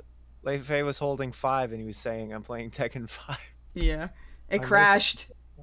No, it disconnected. No, I mean the crash report came up. Oh. Ruski, same thing, Virtua Fighter 4. It's not, Rue. Good try, though. It's really not the same. Korean backdashes. Just ho ho. Oh yeah, I heard of that game. Yes! That's how Virtua Fighter works. It's the one that people have heard of. Man, Which fighting brings games are to our so fun. presentation. No. Yeah. No. I believe I owe Dan a picture of Preacha. You do! And you owe me too! I owe you a picture. Frickin' of Preacha. nubhead. Everyone has a type. Preacha. Yeah.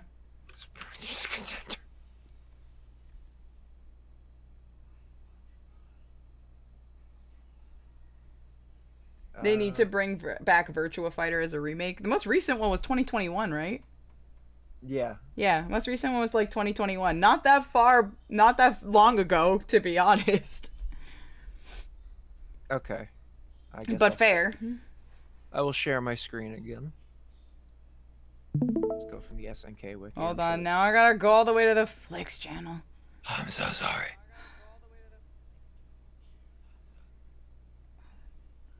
Hold on. God. Okay. He's so difficult, chat. Oh, I see it.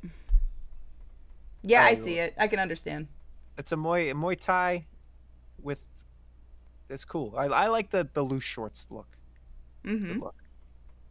I don't think there's any other. I mean, there are other pictures of her. It's just not on the SNK wiki, but no stuff from her trailer.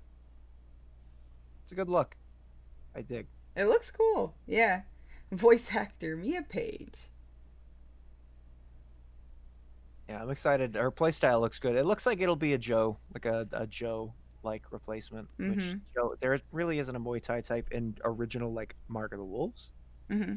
But Joe's not going to be in it. But the original Mark of the Wolves sequel that was canceled, the sprites had a character that looked kind of like her, and there was a sprite of Joe with a leg cast, and the idea is that she is his pupil.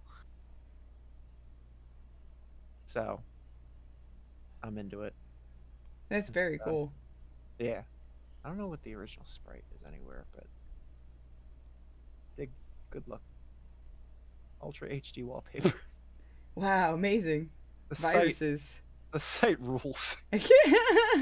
What's going on?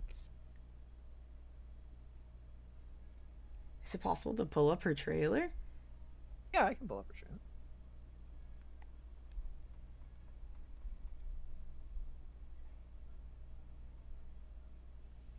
Oh, right. They announced T-Zoc today. You're a T-Zoc. What the? See. I think it's... I don't know if she got her own trailer. I think she did. Maybe if I do this first. If I type in Preacha as her own thing. No, they haven't released her own trailer. Hatara, so they announced the original 5. T-Zoc got his today. Futaba got hers earlier. So I think Preacha would be next. Okay. But everyone but her from the original release trailer actually got their They're bringing back trailer. Fatal Fury. Didn't they already do that? Hold on. Hey, come on. I like the art style. It's very cool. It's 15's engine, but they gave it a lot more look to it. Got kind of like a pointillism thing going on. There's Preacha. I'm not into the English voice, but who knows what the rest of the voice lines sound like. True. Yeah, this game looks immensely satisfying. It does look really cool. And what's interesting is people that have played it at like Evo, they said it's not quite KOF, but it's also not quite Garou. So it sounds like it's its own thing. It's like a standout. It doesn't play like an old Fatal Fury game. It doesn't play like Mark of the Wolves. It doesn't play like KOF. It's its own. Interesting. Its own beast. So I have no idea what it feels like to play this, and I can't make a comparison because apparently the other comparisons don't match.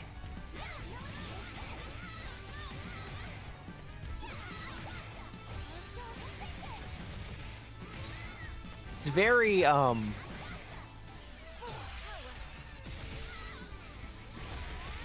don't know.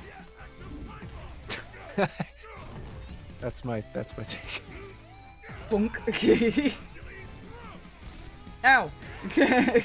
God damn it, you threw me into the end of the screen.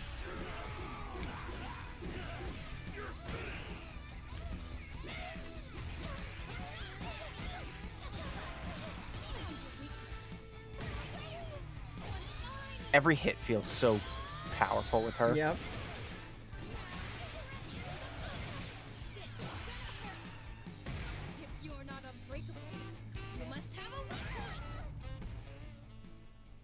This is for you, Terry. Oh yeah, and the crazy AMV theme song that all SNK games have now. Yay. Fatal Fury. City of the Wolves. That's awesome. It's a good trailer. That was the one. I have to. This is probably a game I'll probably like pick up to learn. So yeah, no, this is a must buy for me. Yeah. So I think this is probably a game that I'll like pick up so that I can learn, so that I can fight with everybody. Because I Dragon Ball I got like when it came out, but like it took me a while to jump on the fighting game train for a little bit because I didn't have time to really commit to a fighting game because you gotta lab those, and if you're not on it, like yeah, you can. Yeah. I don't necessarily believe in it. But yeah, fighting games are a thing that I love so much, but don't have the time to. Yeah, focus on it's one of those. Because I want to play VF5 at the same time. I want to play Mark of the Wolves more. Yeah. And then I also want to play, whatever else is coming. I haven't really tapped into the mod stuff yet, and I'm very intrigued in the MVC. What is it called? The expansion of MVC 3. I forget what it's called though.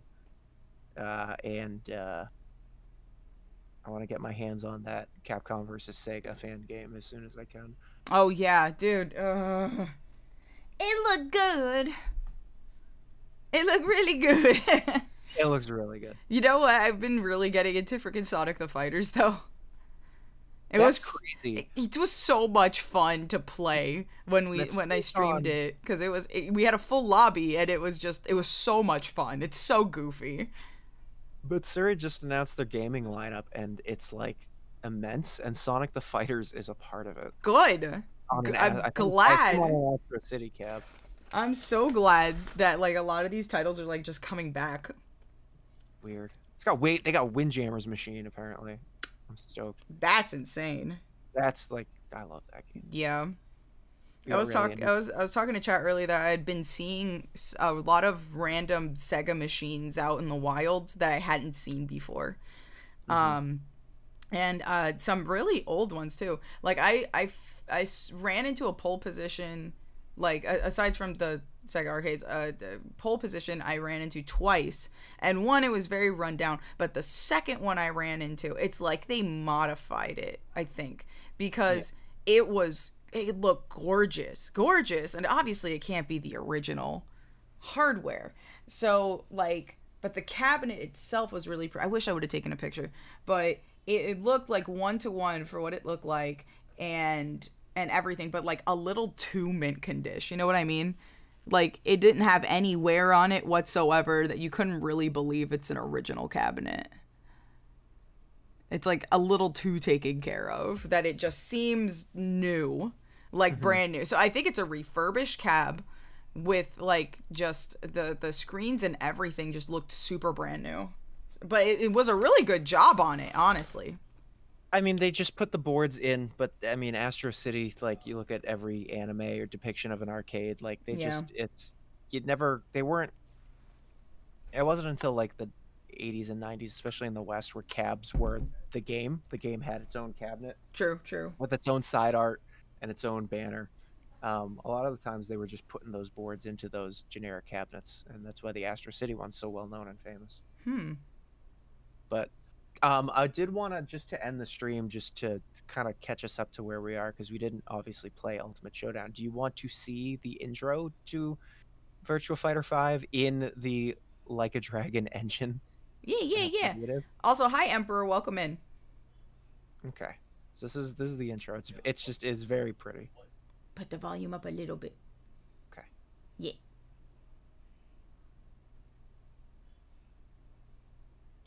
I've been meaning to say this, but so good.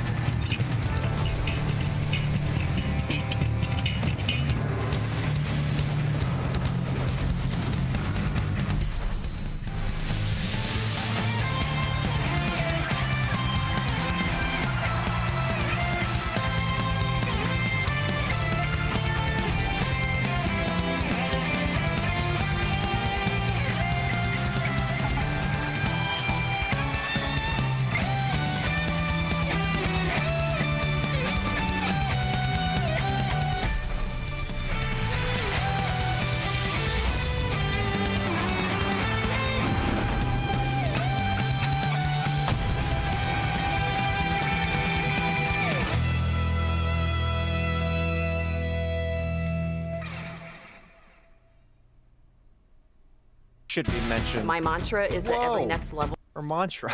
I got thrown off by esports. Yeah, that is the Japanese title. I was like, what in the fuck? I don't know if you're familiar. So Sega does that with their Japanese titles for some reason. Gotcha. Puyo Puyo Champions, which is the first Puyo Puyo standalone game that was released after the Tetris crossover, is called Puyo Puyo Esports. Huh, interesting. Yeah, it's very weird. I love that intro so much. And I totally forgot about Taka Arashi, the sumo. He skips 4, which is why we didn't see him. Oh. He was introduced in 3, missed all of 4, and then showed up again in 5. Huh. It's very weird because like that's the sumo kind of archetype is not present anywhere. Closest you get technically is Wolf with a wrestler, but you know, is weird. Huh. Interesting. But yeah, I would love to. I mean, I would love to show you this. You know, given the circumstances, you get a hold of this game. It is. Well, according to Rock, I do have this game. Okay. Rock, are you meaning on the PS4? Oh, is it already on the drive? I'm thinking so, yeah. Okay, I keep thinking it's like a fresh. Yeah, that's cool. No. He loaded this up. Yeah, I didn't. I totally forgot about that. Yeah, you have this. Yeah. Well, yeah, so I have this, so we'll get you on. We could always play on some next level pie tech. Yeah. But I love the intro to this because it feels like a fighting game. Like it feels like a fighting tournament. And my favorite intro, which has the same kind of energy and aesthetic as this, is Tekken Tag 2. Tekken Tag 2's intro is the Tekken tournament, which is honestly takes a backseat to most of the story with the Mishima Zaibatsu and all that. Heihachi getting thrown into lava and coming back. All that. But it's like, it's a cab driver taking Jinpachi, Heihachi's father, who's like got all this demon energy coming off him, sitting in the back of a cab. He's like, "Where are you going, sir?" He goes, Where do you think? where do you assume? And there's a girl with kunai and a fox thing mask. Interesting. And they fight Anna and her sister, and then other people show up, and then an Orochi ogre comes out of the floor, and then an angel descends, and everyone fights, and it's cool. That's really cool. That's awesome. That's it. But it's in a venue with fans and people. Huh. And it looked really cool. It felt like it was like a giant event it was promoting. Yeah. The way it feels, and the typography for everything was really good too. Had a nice flow to it, and it felt continuous from one thing to the other. It stopped just enough for like a breath and then moved on to the next, which was nice. Yeah. Everything about Ultimate Showdown is better than Final Showdown, and Final Showdown was everyone thought was pretty definitive. So it was a good way to, I assume, put an end to the VF5 legacy, and probably just a wax poetic of VF as it's been. But who knows what happens? Who knows if we even get VF6? Who even knows if Sega, if anybody cares across the board? The reason I say that is, like, you know the game Fighting Force, right? I think it's a PS1 game. It sounds familiar, yes. That game is the original Streets of Rage 4. Okay. That game was developed as Streets of Rage 4. And CEO man, I forget his name, but he was the CEO for Sega of America. And Sega of America and Sega of Japan kind of infamously never talked to each other. That's wild. Neither did Sega of Europe, even though Sega of Europe was mostly a marketing department. Right.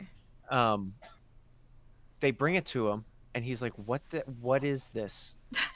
They're like, this is like, not in the way like, what is this garbage?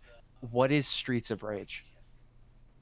CEO of Sega of America in like 99, right? So the franchise has been out. It's had 3 entries. Wow. He goes, what is this? I don't know what Streets of Rage is. Cancel this. What? game got scrapped, and then they used with the foundation to build Fighting Force, a not as good PS1 beat 'em up.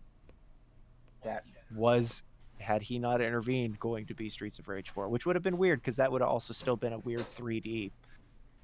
You know, been like, it probably would have been the final fight streetwise to Streets of Rage. That is so wild. I sometimes really want to punch people. Yeah, it's bad. That guy did not last long. I would assume so. Jeez. It's. How are you not going to be well versed in what your company's doing? Like. Oh, Sega of America. you. That's not even. No, I'm aware. It's just sad.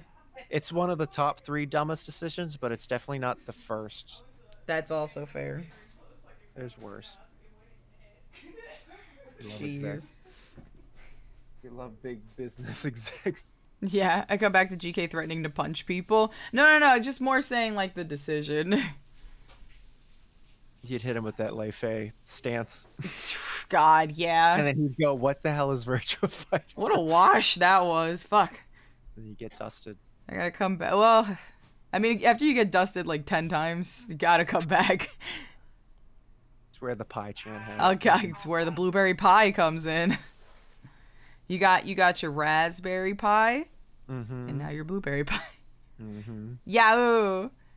So is that put a cap on a little bit of VF and Sega 3D history? It definitely sounds pretty, like, I think I'm more just surprised on how much in the first cab, the first arcade. The Model 1? Yeah.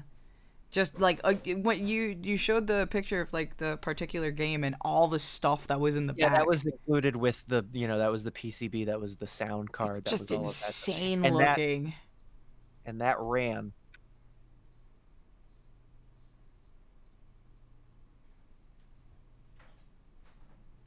Yeah, this would be it. Whoa, 50% more protein.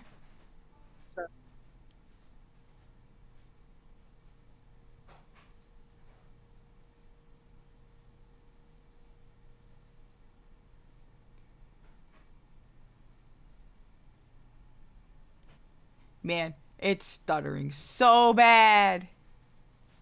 Fair life. I'll get it done. It's bad. How is that done? Oh, okay. Okay, hold on. Is that you? Yeah. There we go. The frames dropped like so bad suddenly. Like See, really bad. Okay. Whoa. Well, because we didn't have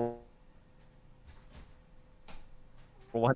We gotta put the Model 1 on your computer. So yeah. We can have the Model 1 is too big to run. Why is it dropping so many frames now? Real. Yeah, absolute scuff now. Scuffed run. Wait, hold on. I got an idea. Is it me? No, it's not. Okay. Yeah. Hold on. I got an idea.